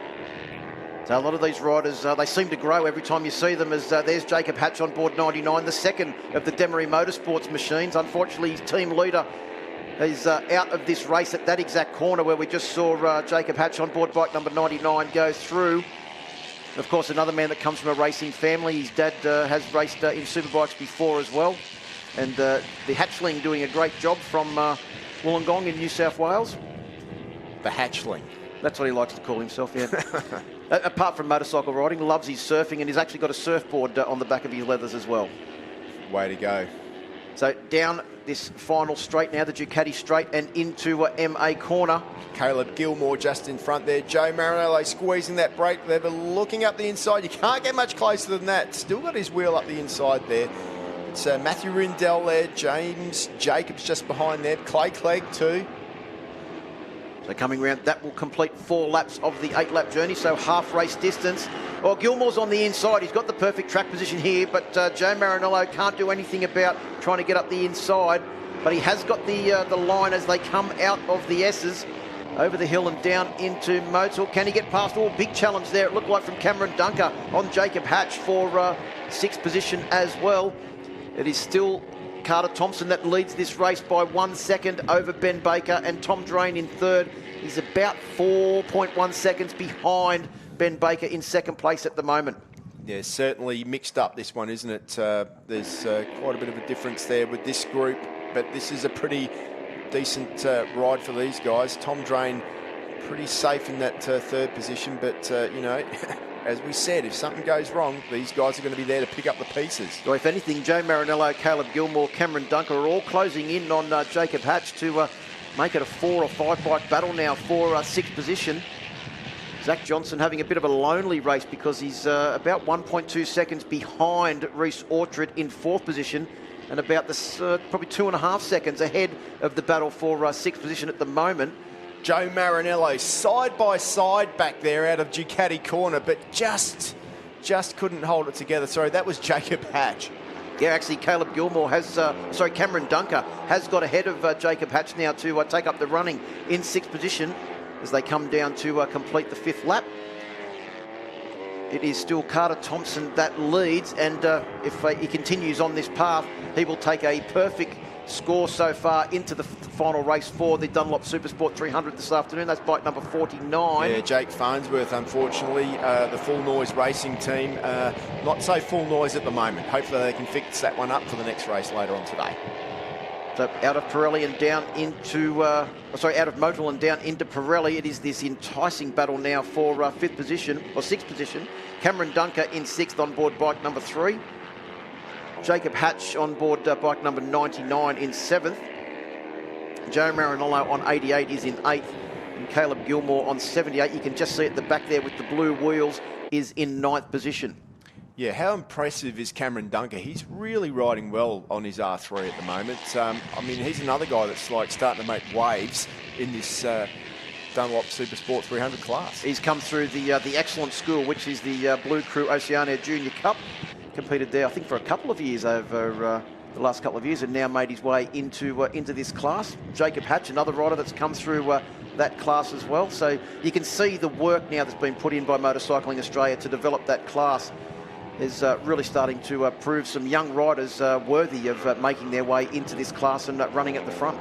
Yeah, absolutely. There's Joe Marinello again with Caleb Gilmore just behind him. They're having a decent battle, a battle royale between those two guys. Looks like Brendan Demery has actually managed to get his bike going again. Was that just said bike number 11 has actually resumed? Well, I can't see how he did that. It may be to get it back to the pits, I don't know, but it looked like the handlebar was like flat towards the frame to me. Anyway, maybe he likes that handlebar position. Jake Farnsworth also looked like he's managed to get his machine going as well, so there is some noise coming from the Full Noise machine. Good to see. Cameron Dunker hasn't got it all his own way. There's plenty of pressure coming from behind now. Jacob Hatch is there, and Joseph Marinello is on a roll, straight up the inside into the Alpine Stars sweeper, but Jacob Hatch is not backing off. No, he was hanging around on the outside there. Can he get a run down the inside into the Dainese S's? He tries, he just can't get up the inside. Very entertaining battle here, this one at the moment, with 3 riders involved. It won't be long, though, before Caleb Gilmore manages to get into the battle as well on board bike number 78. He's the next rider there, and then right behind him is Matt Rindell on board bike number 95 as well. And is that Peter Nerlich is also bringing himself forward on board the ProWorks machine, bike number 97, into this battle as well. Yep, that is Peter. Peter's at the back of this group here. These guys are obviously having a decent dice, and that's allowing Peter to look at some lines and also ride smoothly and catch up to this group. Only 2 seconds covers that group at the moment as they make their way through MA corner. They'll come through the Yamaha Revs Your Heart corner now and out onto the My Bike Motorcycle Insurance start. Finish straight, and they will complete 7 laps. So there's 1 lap to go now for this battle. There's also less than 1 lap to go for our race leader, Carter Thompson, who holds a 2.8 second lead over Benny Baker, and a very impressive 4, 5, 6 second lead over Tom Drain in 3rd place. And while we've been looking at that, we've missed the fact that Carter Thompson has beaten his own lap record in this race. 1:30.8 was the lap record. Now 1:30.79. So Carter Thompson on a mission. Yep, that was set yesterday, his lap record. So doing a good job this morning. Obviously conditions a little bit more favourable for the GTR Motorstars team rider. Look at this battle, Steve. This is what we love about this Supersport 300 class. Oh, is that someone? That's Zane Kinner on the number 7 there.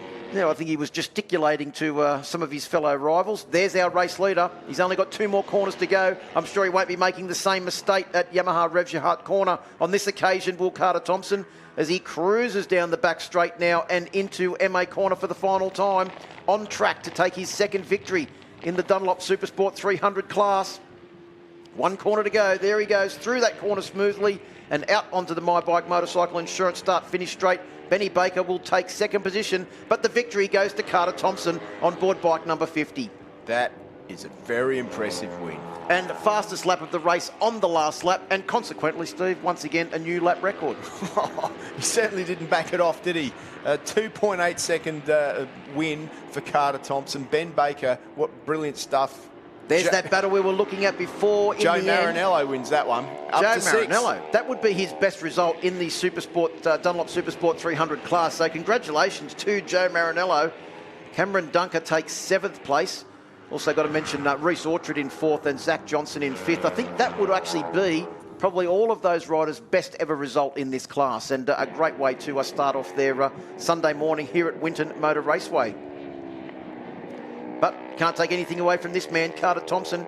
He has looked dominant in pretty much every outing that we've seen so far, apart from just one race this morning where he had to play second fiddle to Benny Baker. He got the better of him in that race by 4 seconds, and Tom Drain once again rounded out the podium in third place. All of them mounted on Yamaha R3s, as was Reece Orchard. An impressive debut for the Pro GP team in fourth position. Zach Johnson in fifth, the first of the Kawasaki's home. Joe Marinello in sixth place, also Kawasaki Ninja 400 mounted. Then it was Cameron Dunker, Matt Rindell, Caleb Gilmore in 7th, 8th and 9th, and Peter Nerlich rounded out the top 10 on the ProWorks Kawasaki Ninja 400. Yeah, good ride by him too. In 11th place was James Jacobs on the Kawasaki Ninja. Jacob Hatch in 12th, better than the result he had this morning. Clay Clegg was there in 13th. Zach Patendi in 14th from Queensland on the bike sales machine. Glenn Nelson in 15th. 16th was Lucas Quinn. Zane Kinner we saw there on the last lap in 17th. Brody Goff in 18th. Jonathan Nolis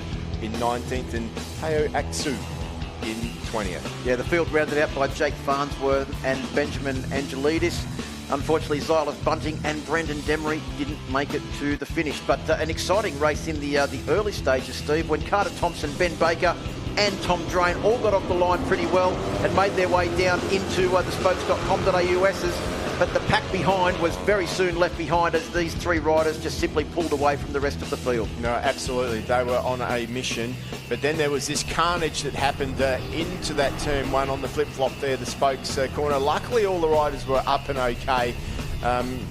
And the race was able to restart. We also had another rider run off the circuit and had to do everything that he could to pull the bike up. He managed to do that, but that was the end of his day too. Yeah, the red flag stoppage meant that everybody made their way back to the grid. They were away very quickly with Carter Thompson, Ben Baker and Tom Drain also once again getting a fantastic start. But this time, Steve, everybody made their way through the S's very, very safely on this first lap, and we're away for our first Dunlop Supersport 300 race of the day. And what a hectic race it was. Benny Baker and Tom Drain were able to stay right up there, but that was the end of Brandon Demery's race. He was trying to bridge the gap, pulled the front brake lever too hard, and he was off. Yeah, he was making a very big charge forward from the middle of the pack, as we also had Farnsworth on board, bike number 49, have some problems. He did manage to get that bike going again and resumed in the field, but by then it was too late. We were also very well concentrated on multiple battles in the pack as well, but no one could get near this man. Carter Thompson, a last lap record, takes the win on board bike number 50 with Benny Baker and Tom Drain in third. The good news is that they're all now down in Park for May with Rihanna. It's time to hear from them. Yeah, three very familiar faces in the Dunlop Supersport 300. The same results as we had in race one. Congratulations in third position, Tom Drain. Thank you. It was a good race then, and I'd like to thank Benny and that for good competition. And then I just couldn't really stay with him at the start and dropped off.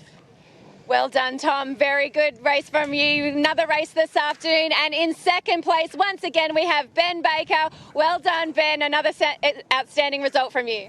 Yeah, thanks. It was a good race. Got off to a good start. Carter was just a bit too fast. Just thanks to Obsession, UTech, SCK Excavation, Brizzer and Shen, Yamaha, Shoei Helmet, Alpine, and everyone else. Thanks. You never miss a sponsor. We can always count on that with Ben. And congratulations taking out the victory for race number 2, Carter Thompson. Carter, you're dominating this class already this weekend. Yeah, it's been great. But I couldn't have done it without Heath and Damo, GDR Motostars. They've been a big help this weekend. Couldn't have done it without them. Well done, Carter. One more race coming up for these guys this afternoon, but just after this break, we have the Pirelli Superbike's first race for Winton Motor Raceway.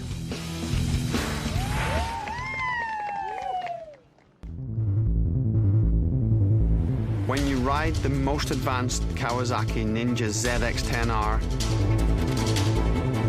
and you have proven yourself over and over,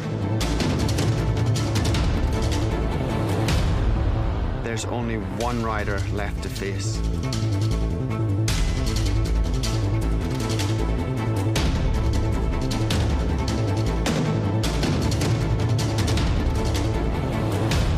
Face yourself.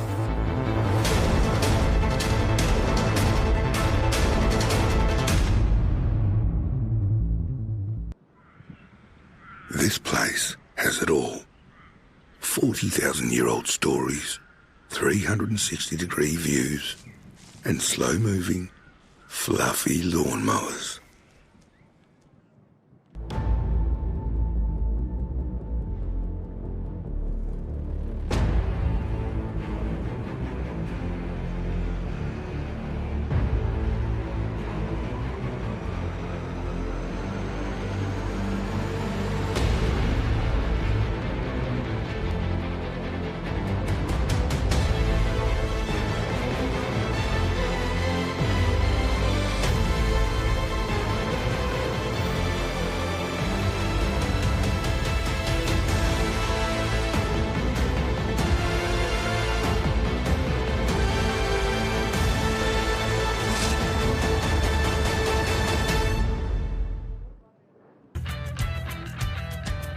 At My Bike Insurance, we are motorcycle specialists. It's all in the name.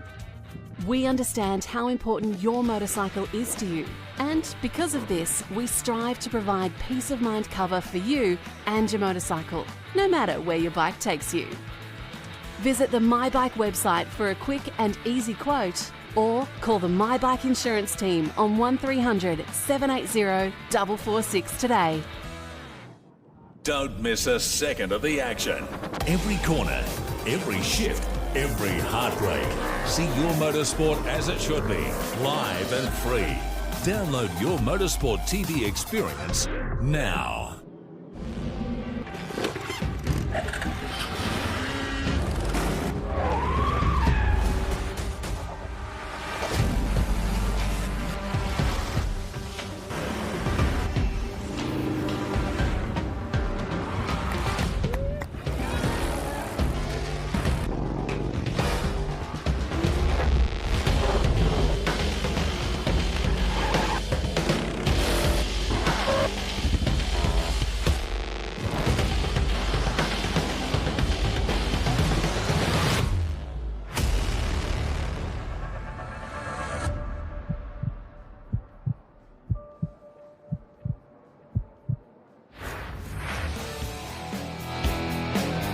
Welcome back to Winton Motor Raceway and the 2021 My Bike Motorcycle Insurance Australian Superbike Championships presented by Motul.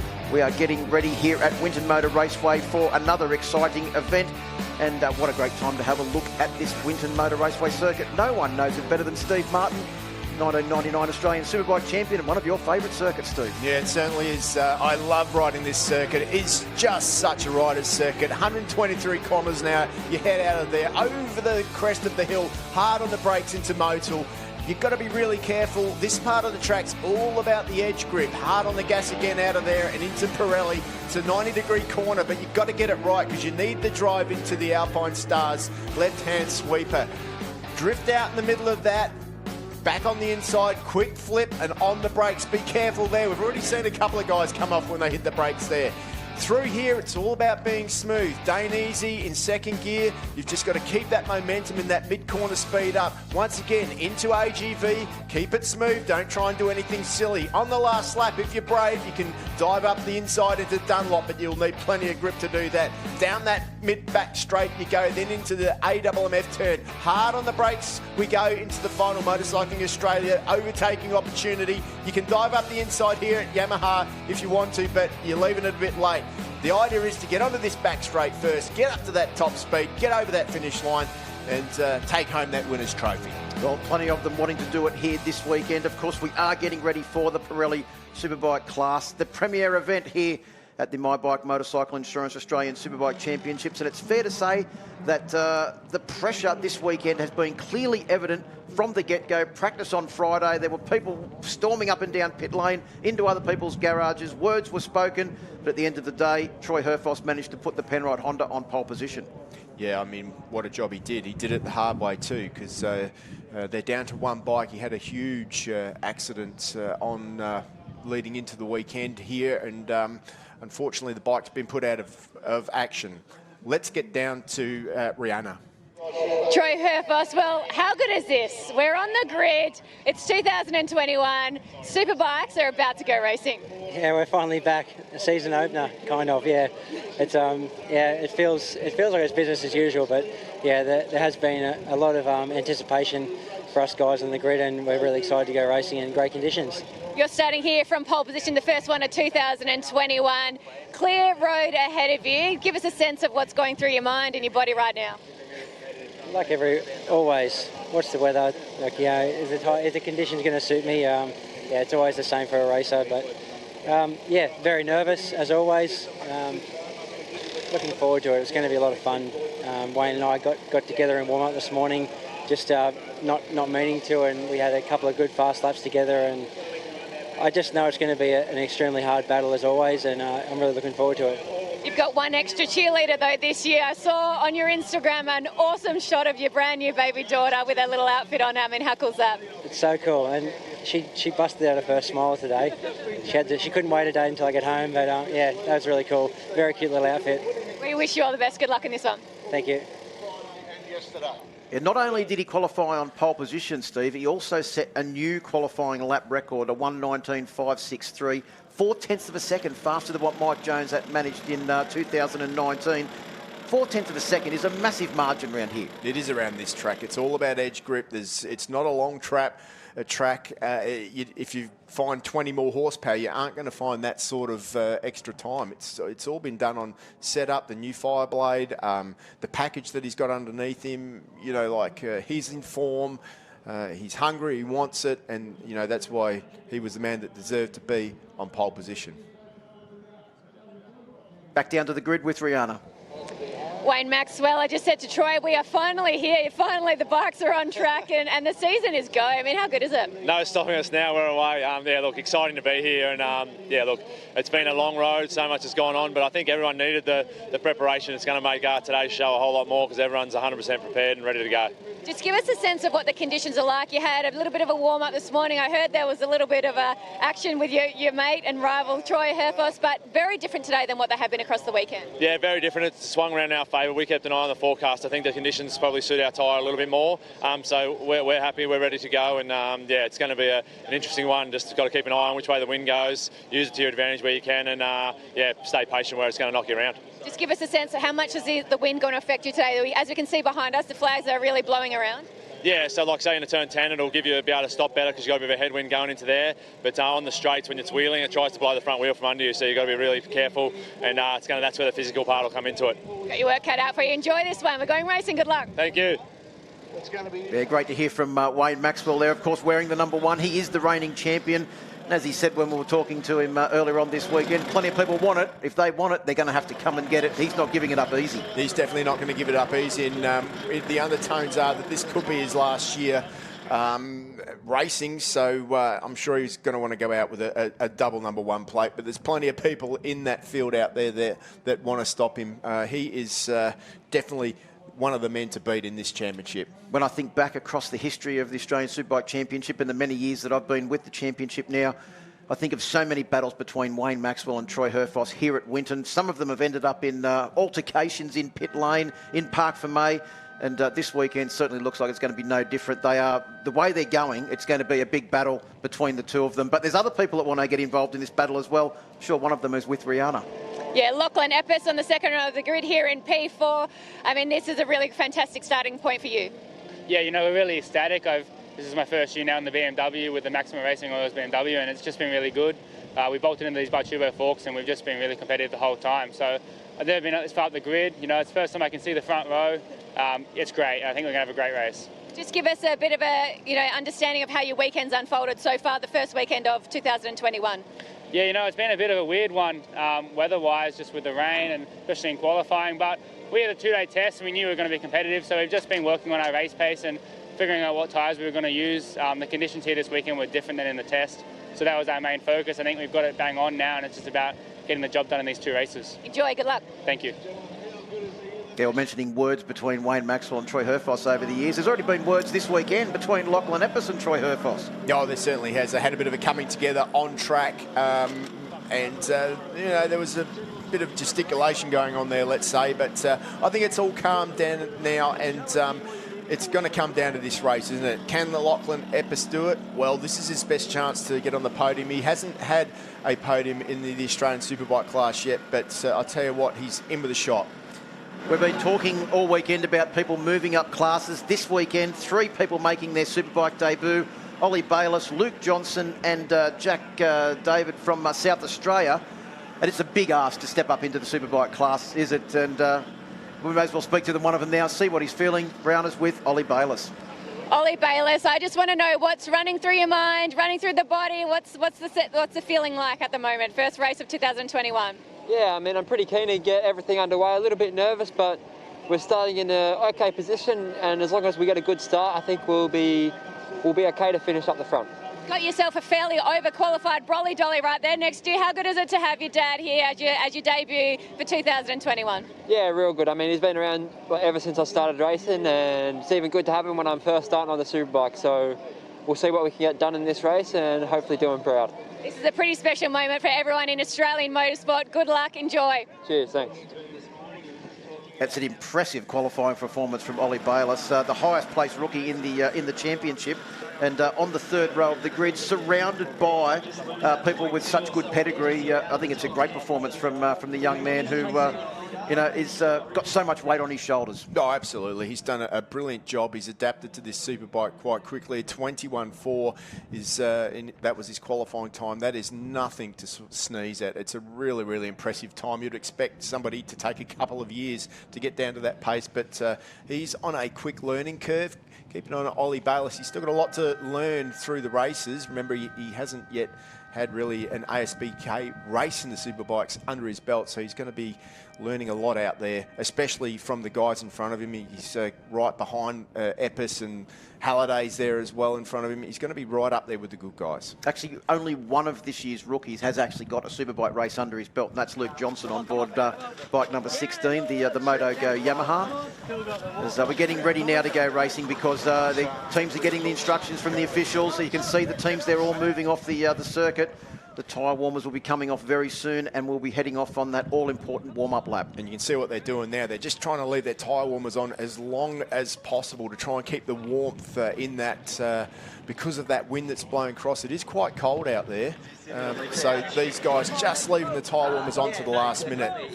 Got to be careful that they don't leave it on too long, though, because if they do, they can get a penalty. That's right. You can see Craig McMartin there just looking after the bike.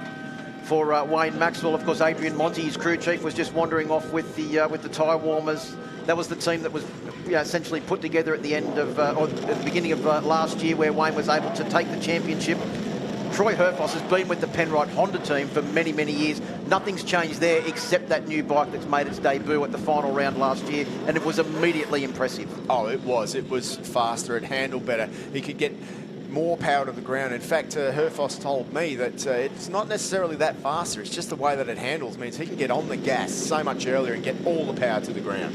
The only complaint we've got about the new Honda is a little bit too quiet, Steve, but I'm sure the team will go about rectifying that. We haven't actually spoken about the man that's sitting in third position on the front row of the grid, the 2019 champion, Mad Mike Jones, on board bike number 46, the Desmo Sport Ducati. Not only this year has he got #1 rider duties, but he's also, I suppose, somewhat of a mentor to Ollie Bayliss as well. Well, absolutely. Mike Jones is one of the guys that can take this out without a doubt. He's super fast, especially when the tyres get older. And I spoke to him this morning, and he said, literally, that, look, I've got the pace later in the race. We're about to find out if that's true, but I'll tell you what, Mike Jones has had a lot of experience in racing some pretty hard series in his life, and this is just another one.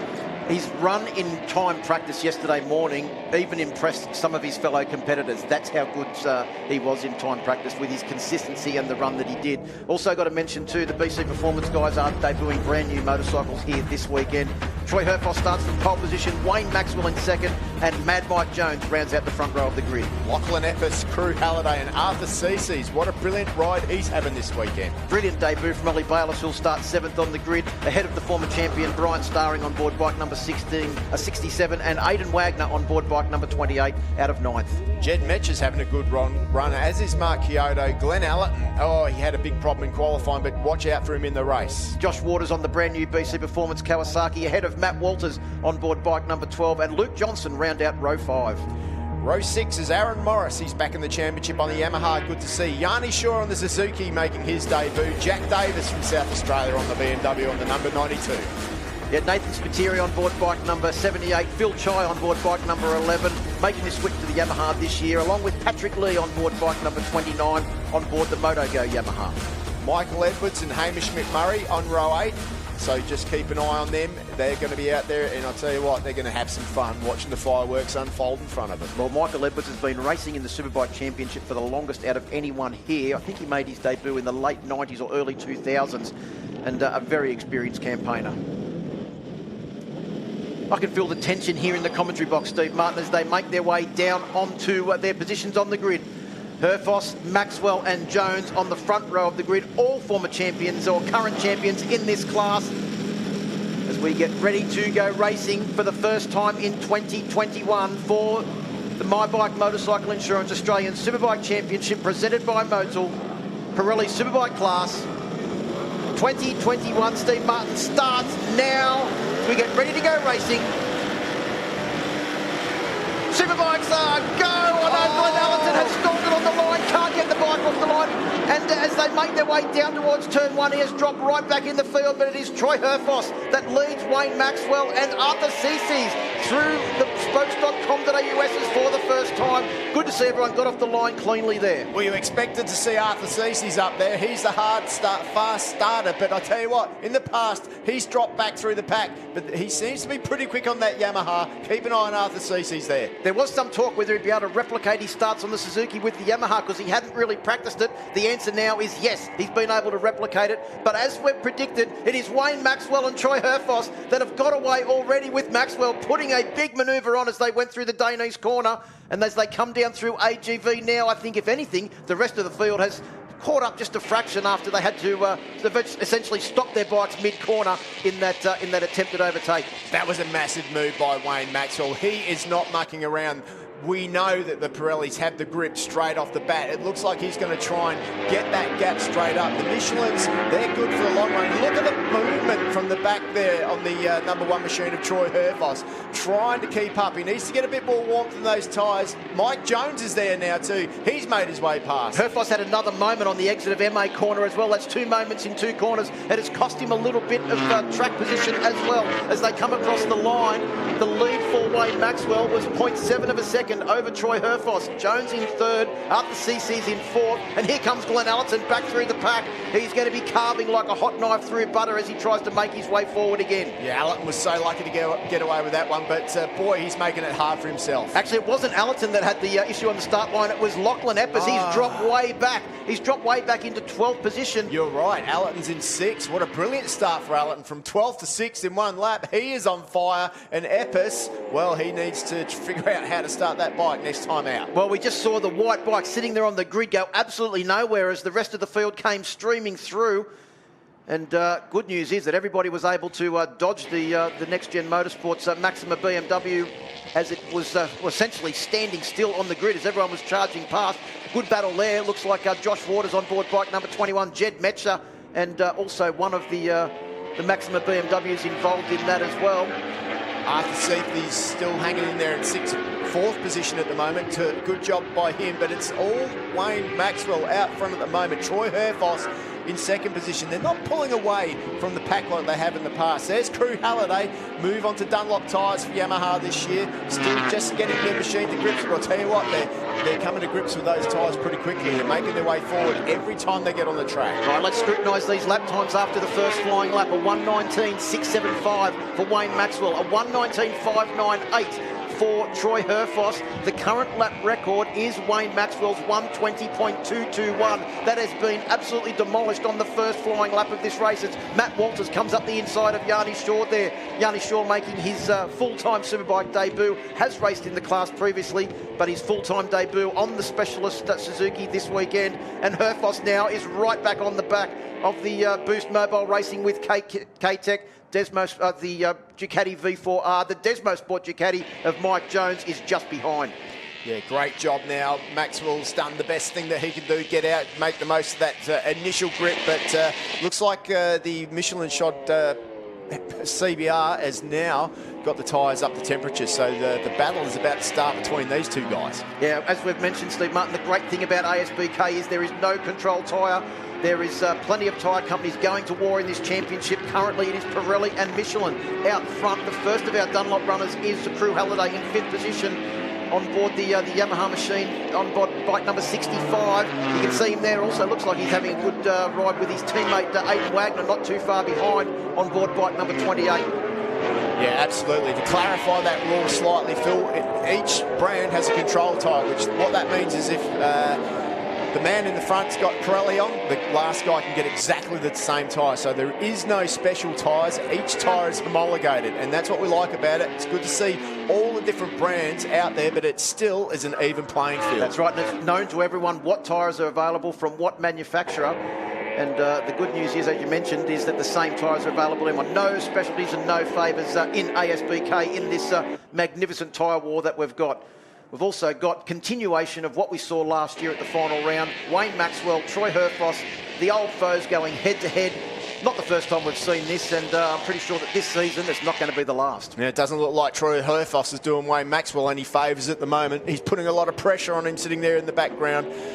Quite a long race, this 116 laps. The first 6 or 7 laps of this race, the initial grip of that of the brand new tyre will still be there. But after that, that's when things are going to start to get a little bit slippery and slide around. There'll be a lot more spinning at that point of the race, and that's when we're going to see who's set their bike up in practice. Well, as they come across the line, there is literally nothing between them now as they make their way round on lap 4. A 1:19.8 for Maxwell, a 1:19.8 for Herfoss, a 1:19.9 from Mike Jones in 3rd position, but he's 1.5 seconds behind. He's only matching their lap time, Steve. He's not managing to draw them back in 4th place. Arthur Cece's just did a 1:20.854. The only person behind him that was faster than that was Glenn Allerton with a 1:20.852. Allerton sitting in 6th place on board bike number 14. Yeah, Allerton doing a stellar job making his way forward. He will be ruining that. Look at Herfoss now. He's looking up the inside, starting to look for a way past. And definitely eyeing up Wayne Maxwell. He's learning a lot sitting behind there. He's learning where Maxwell's strong and where he's not so strong. So, in a way, it's good for Maxwell, but I'll tell you what, he's smart as well. Wayne will know that Herfoss is there. He won't be showing his full hand. The other thing is that, too, that corner there at Daney's corner, I've seen both Wayne Maxwell and Troy Herfoss put overtaking manoeuvres on so many people here over the years. It's so interesting when two of the late breakers and, well, I suppose experts in overtaking in that corner are coming up against each other, because it's going to have to be a pretty desperate move to try and find your way past. They are both so late and deep into that corner. Yeah, it'll be desperate. Don't you worry about that. It's a little bit early for desperation right now.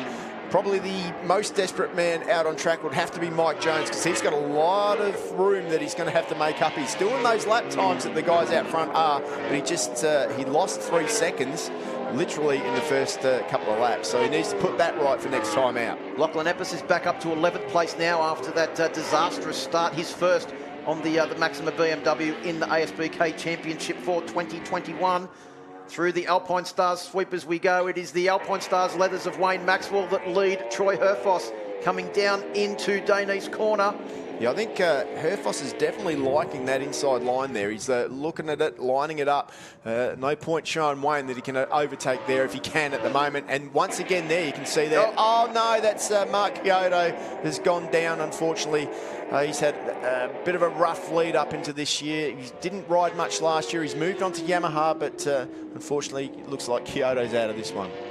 Yeah, also bike number 92, Jack Davis, one of our Superbike rookies, has crashed at turn 9. The rider is up and A-OK, but unfortunate end for his first Superbike race. Interesting battle starting to develop here with Arthur Cece's on board bike number 61 and Crew Halliday on board bike number 65. Crew Halliday on the factory-supported Yamaha will not like the fact that the privateer from South Australia, the former MotoGP or Moto3 rider and Speedway star, is ahead of that factory machine. Well, definitely not. He won't like that. But guess who's coming as well? Keep an eye on Allerton. Glenn Allerton on the BMW is right behind him as well there at the moment and making inroads on that group. Well, we saw Glenn Allerton at the last round last year, riding in the best form that I've seen him for many, many years. Another rider that's riding injury-free for the first time in quite a while and has showed significant pace. Hasn't been able to replicate it here this weekend, but it's amazing how different tracks suit different motorcycles. And when you think about it, the Ducatis have been extremely strong here this weekend and has the only Honda in this field of Troy Herfoss. Yeah, absolutely. Once again, just sitting in there, I just can't help but feel that Herfoss at the moment is just sitting there. These guys are playing cat and mouse. They know it's just them at the moment. Jones has got nothing for them at the moment. He's 2 seconds off now. Last lap round for him was a 19.9, so he's pretty much in no man's land at the moment. Interesting there, Steve. The yellow flag being shown at Dunlop Corner. I think it was Marchiato's stricken Yamaha just lying on the outside of the track there. So doesn't look like they're going to be able to move that bike while this race goes on. So that will take out one of your noted overtaking positions on the last lap of the race at Dunlop Corner, the end of the Estes. Well, we've got to hope that the guys notice that, because when you're in a situation on track like this, you're pretty much, you're focusing on what's happening. It's sometimes difficult to see that yellow flag in that position. You might see it at the start, but you wouldn't imagine it's there at the end of the race. Bit of a moment there by Herfoss. Yeah, that's also the corner where he had that massive crash on Friday, essentially destroyed one of the Penrite Hondas. That's why they're down to one bike for the rest of the weekend. There's a nasty dent in the signage there on the side of the track where that bike launched itself, and the team have got a little bit of work to do to build a completely new bike. There's not much salvageable from that one. No, Herfoss can't really do anything silly at the moment when he is, like you say, down to one bike, another race later today, so he's got to take it nice and easy. That yellow flag is out all through that section. Time for an update from the pits, Rihanna. Yeah, just joined by Craig McMartin, obviously looking after Wayne Maxwell at the Boost Mobile K-Tech Racing bike. Once again, the two battling out right from the start. Do you get nervous still with these guys battling? Yeah, very nervous. But before we get onto the grid, that's when I'm the most nervous. But on track, it's okay, because I know these two guys have got a lot of trust in each other, and they'll race safe. They'll race hard, but it'll be safe. So, yeah, it's interesting. They're both going quite fast at the moment. So, I don't know. We'll just have to see how it pans out. I don't think anyone's done that long of a race run. So, probably in the next few laps, we'll start to see where we're at. Have you been surprised just how fast these guys are going? Lap times have been so impressive. Oh, it's so impressive considering, the previous lap time was 20.2. So, yeah, it's just amazing how fast they're going now. Thanks, Craig. Bye. Thanks, Craig, for the update. And while Rihanna was talking to Craig, Troy Herfoss has made a big move at Motul Corner, just showing us he's got no worries about that corner now, Steve Bunners. Almost like he was listening to the commentary, just proving there's no issues at Motul Corner for the Penrite Honda. Here is a replay of it. You can see him position himself perfectly up the inside. Maxwell just had to stand the Boost Mobile Racing with K-Tech Ducati up and allow the Penrite Honda through. Now we'll see what Maxwell can do. I know that Herfoss thinks that he's got something a little bit more in the tank, but I'm sure that Wayne Maxwell wasn't showing everything he had. Bit more drive there from the Honda man, and you can be guaranteed that the Honda would be putting all the power to the ground at the moment. On the last lap, it was the first lap of the race where they've actually been back into the 20s. They've been lapping consistent 19s all the race before that, but a 20 flat for Herfoss and a 20.3 for Wayne Maxwell.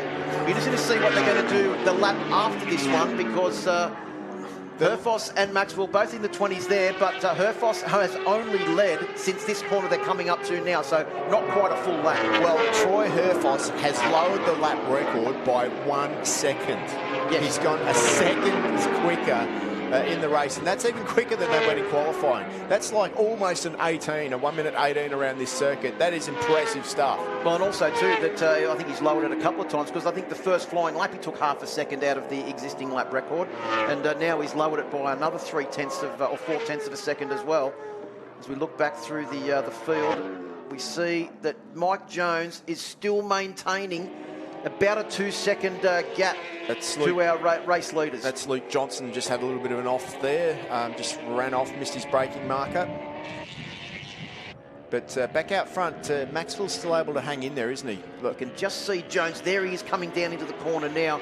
He was actually the only rider in the 19s on the last lap, Steve, consistently sitting in those 19s at 1:19.865, but he's got about 2 seconds distance to try and make up. A tenth or two a lap is not going to put him in position to try and challenge these two as we complete lap 10 of the 16-lap journey. Yeah, it literally depends what these guys, how much they torch their tyres. If Jonesy, he hasn't really got a lot of pressure, he's just like banging in those consistent lap times.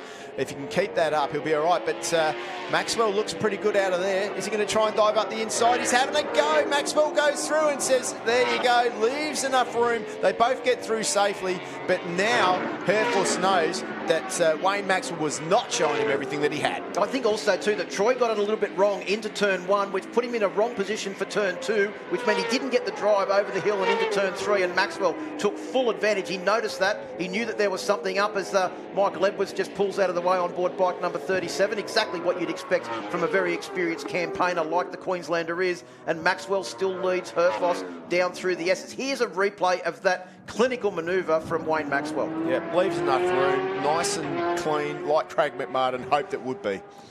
So here we come down the AMMF straight and into the corner that leads out onto the Ducati straight. It is the Ducati of Maxwell that leads the Penrite Honda of Troy Herfuss.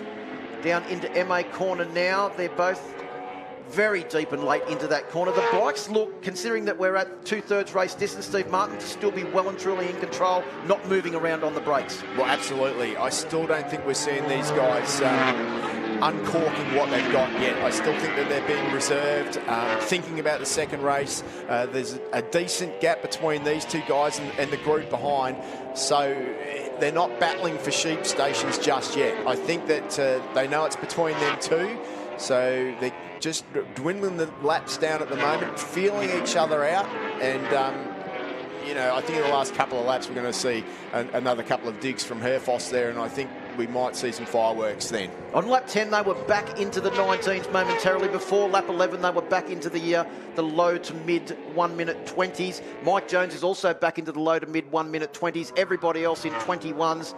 Or all the way back to 8th place. Ollie Bayliss still lapping in the 121s at a 121.8. A great debut from Ollie Bayliss on board the Desmo Sport Ducati bike number 32, holding down 8th position ahead of former Australian Superbike champion Brian Starring. Well, and Josh Waters as well. Jed Metcher, Lachlan Evans is ahead of a whole lot of guys, so it's really, really impressive debut for Ollie Bayliss. We're on lap 12 of 16. It is still Maxwell that leads Herfuss. Mike Jones in 3rd place, Crew Halliday in 4th, Allerton up to 5th place, Arthur Cece's in 6th, Aidan Wagner in 7th, Bayliss in 8th, as we just mentioned, Starring and Jed Metcher round out the top 10. When is the time where these riders think, right, now is the time to make a move? I'm sure that they're not going to be leaving it to the last lap because they know how much pressure is building between these two. It's been brewing since the Troy Herfuss announced that he had the new bike.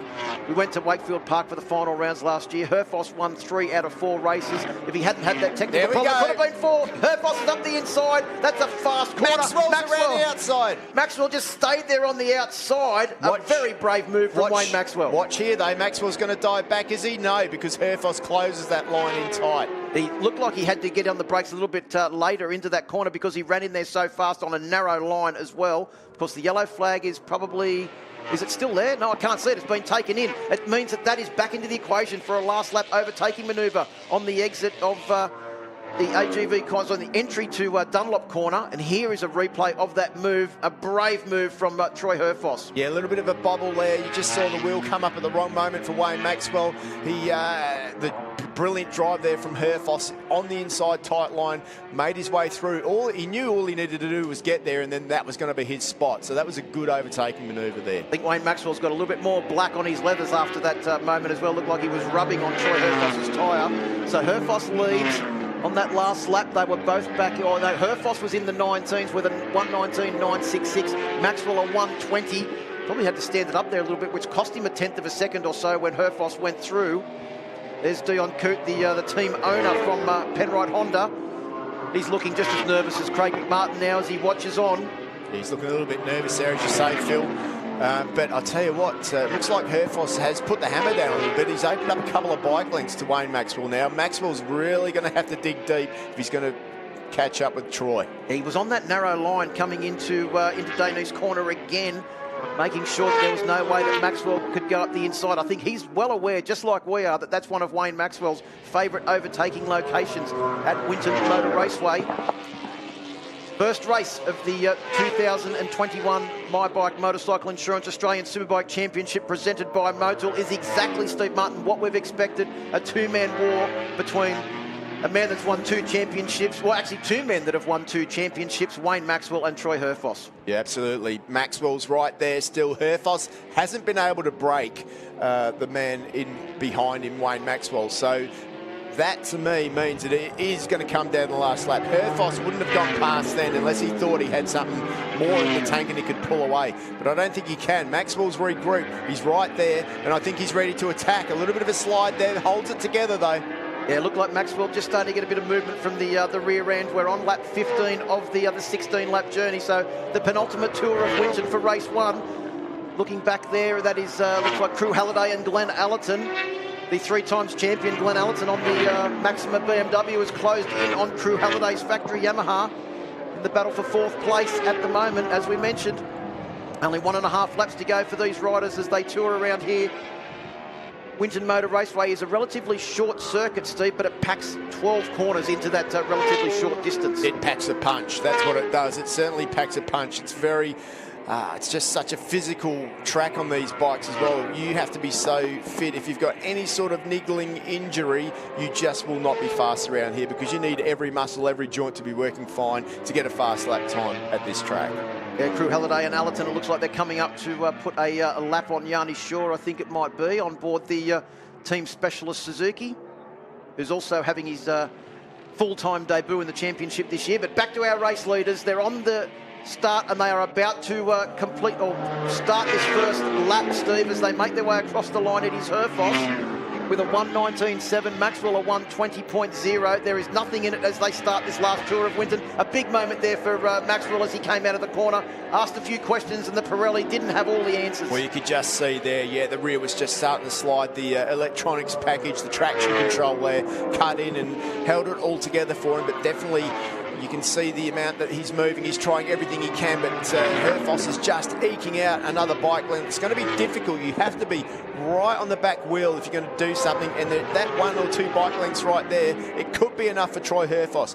Maxwell, though, he's fast in this part of the circuit, and you can see there he just dives in strong on the front, and this is a part of the circuit where you need a good front end, and that Ducati's certainly got one of them. Well, as we come out of the final corner of the S's at Dunlop and make our way down to AWMF corner, it is Herfoss who is riding absolutely on the limit. Maxwell's right there in position now, but he's going to have to get good drive out of here if he wants to make a challenge at MA corner. Is he in position? He's going to dive up the inside. He tries to do it. He goes up the inside. There's Maxwell. Can he hold it on line? Herfoss comes back on the inside, gets all out of shape through Yamaha Rejard corner. Herfoss is down. Herfoss has gone down. Maxwell will take the win. Can Herfoss get the bike up and get some all-important points in the championship? Mike Jones will take 2nd position, and in 3rd place we could very well find that it will be Glenn Allerton, the 3 times Australian Superbike champion. Herfoss desperately trying to get the Penrite Honda started and make his way across the start-finish line. Yeah, what's... boy, oh boy, you just didn't see that coming, did you? What a... You know, Maxwell gave it everything. He was on the absolute limit. It was a clean pass, though, and have a look at that. He's looking back. He doesn't know what's happened. Crew Halliday, in fact, takes 3rd position on the podium.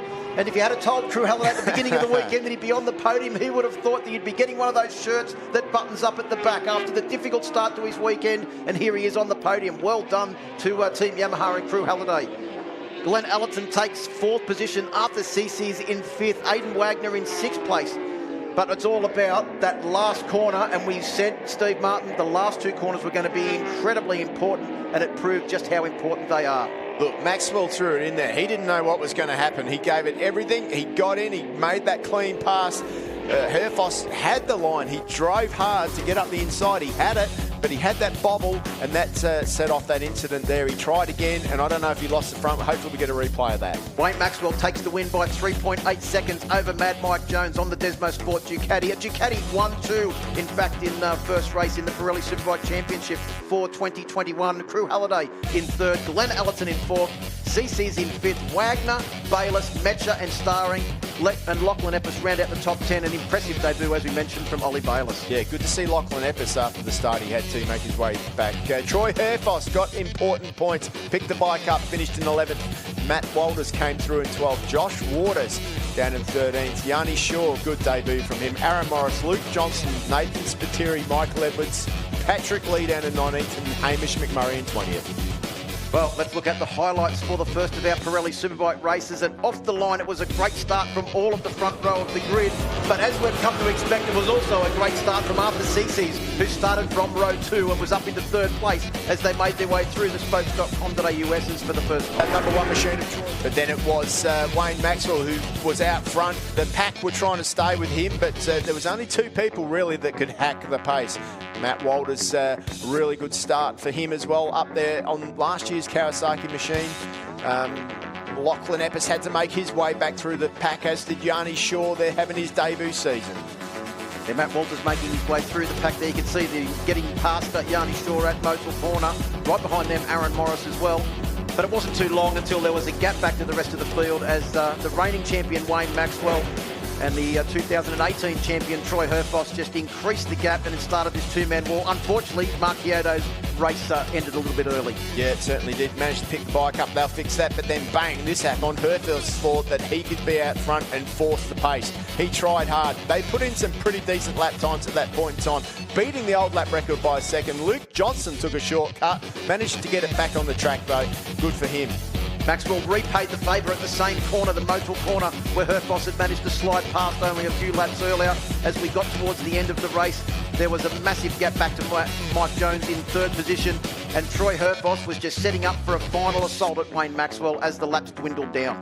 Absolutely, but it was Maxwell back out front until this moment when Herfoss took the initiative up the inside and left Wayne high and dry on the outside. Wayne Maxwell made his attempt at the penultimate corner, the MA corner. Herfoss got out of the seat and then didn't want to give up the chance of a race victory, but unfortunately ran into the final corner a fraction too hot. Looks like he may have just lost the front. The rear end followed. Maxwell went on to take the victory, and Mike Jones finished in 2nd place. Crew Halliday won a drag to the line with Glenn Allerton to take out 3rd position, but the good news for Troy Herfoss is that he did manage to finish in 11th place and take some points. Yeah, he won't be too happy with that, but at least he knows he's competitive here, and he's got another race this afternoon to try and salvage something from the weekend. Well, and the Penrite Honda team have now got a little bit of work to do to make sure that that bike is ready to go for race 2 later on this afternoon. And, well, if you're going to need your bike ready, what a great team to have standing there ready to get that bike machine, of course, led by Paul Free, who's got plenty of experience in preparing motorcycles ready for the next race. Time to hear from our top 3. They're with Rihanna. Well, what a way to start the 2021 MyBike Motorcycle Insurance Australian Superbike Championship presented by Motul. Your top 3 for race 1 in 3rd position from the Yamaha racing team, Crew Halliday. Crew, congratulations. You look like you've got a bit of a disappointed look on your face, but you're on the podium for the first time this year. No, not disappointed. It's a little worn out. No, you know, I gave it everything then. They're saying I passed under yellow, which I don't believe that's so. You know, there was no yellow in 1. The only person I passed under was Glenn when he went back past me. I don't know what's going on there. So, no, we'll take it. You know, just first race on the Dunlops is just a bit different getting used to. You know, I've only tested twice on them before we come here, and you know, it's just we've had a very quick learning curve. So we landed on our feet running. We were sort of kissed there, but with Troy unfortunately having a fall, but. You know, we'll take the 3rd place and it's good for the points. Great to be on the podium for the first time in 2021. And in 2nd place from the Desmo Sport Ducati team, it is Mike Jones. Congratulations, Mike. Thank you very much. And, put my best foot forward for that race. You know, our lap speed's very similar to the 2 guys ahead of us, but I think Troy's definitely got a little bit of an edge on both Wayne and myself, but ultimately the start's what hurt me the most for that race. Once there was a little bit of a gap between those 2 guys, I just couldn't quite bridge it back to them. So that'll be something I need to work on for the next race, and I think, though, the pace we've got's good enough to run with the guys. Yeah, we look forward to seeing what you can do this afternoon and taking out the victory for the very first time in 2021. Wayne Maxwell from the Boost Mobile K-Tech suspension team. Congratulations, Wayne. I mean, this is an awesome way to defend your championship. Yeah, that's right. There's been always plenty of chit-chat and all the rest of it, but at the front it was the same 2 blokes, me and old TH. And yeah, look, I led the first half of the race, and yeah, it just dropped off, and I was like, I've made a few mistakes. I started thinking about other stuff, and Troy came by and just set it in a rhythm, and then he made mistakes. I was like, well, at least I know he's pushing, so he wasn't just sitting there foxing. So, and then I worked out where I was stronger than him, and yeah, and then in the last lap, I was like, yeah, I'm going to sail on in here, and sailed on in there, and then I was like, expecting the slipstream, but nowhere to be seen. And then I looked over my shoulder, so I hope he's all right. He's already congratulated me. He's a great competitor, and that's what brings me keeps me coming back. I love it. So my team, we were in a world of trouble on Friday. I'm not going to lie to you. Saturday morning, world of trouble. But the guys again just keep pulling through when I need them, and this for them. Love it. How good is it as well to have your family and the crowd here supporting you? Yeah, I love it. I love it. It's what, as I said, what keeps me coming back. I love the sport. I love the people, and can't wait for this afternoon. Game on. Congratulations to our top three, Wayne Maxwell, Mike Jones and Crew Halliday. Plenty more action still to come. Back to the commentary position. Thanks very much, Rihanna. It is shaping up to be a sensational season. If the first race is anything to go by, all I can say, Steve Martin, is strap yourselves in. This is going to be a rough ride. More action coming up after this break.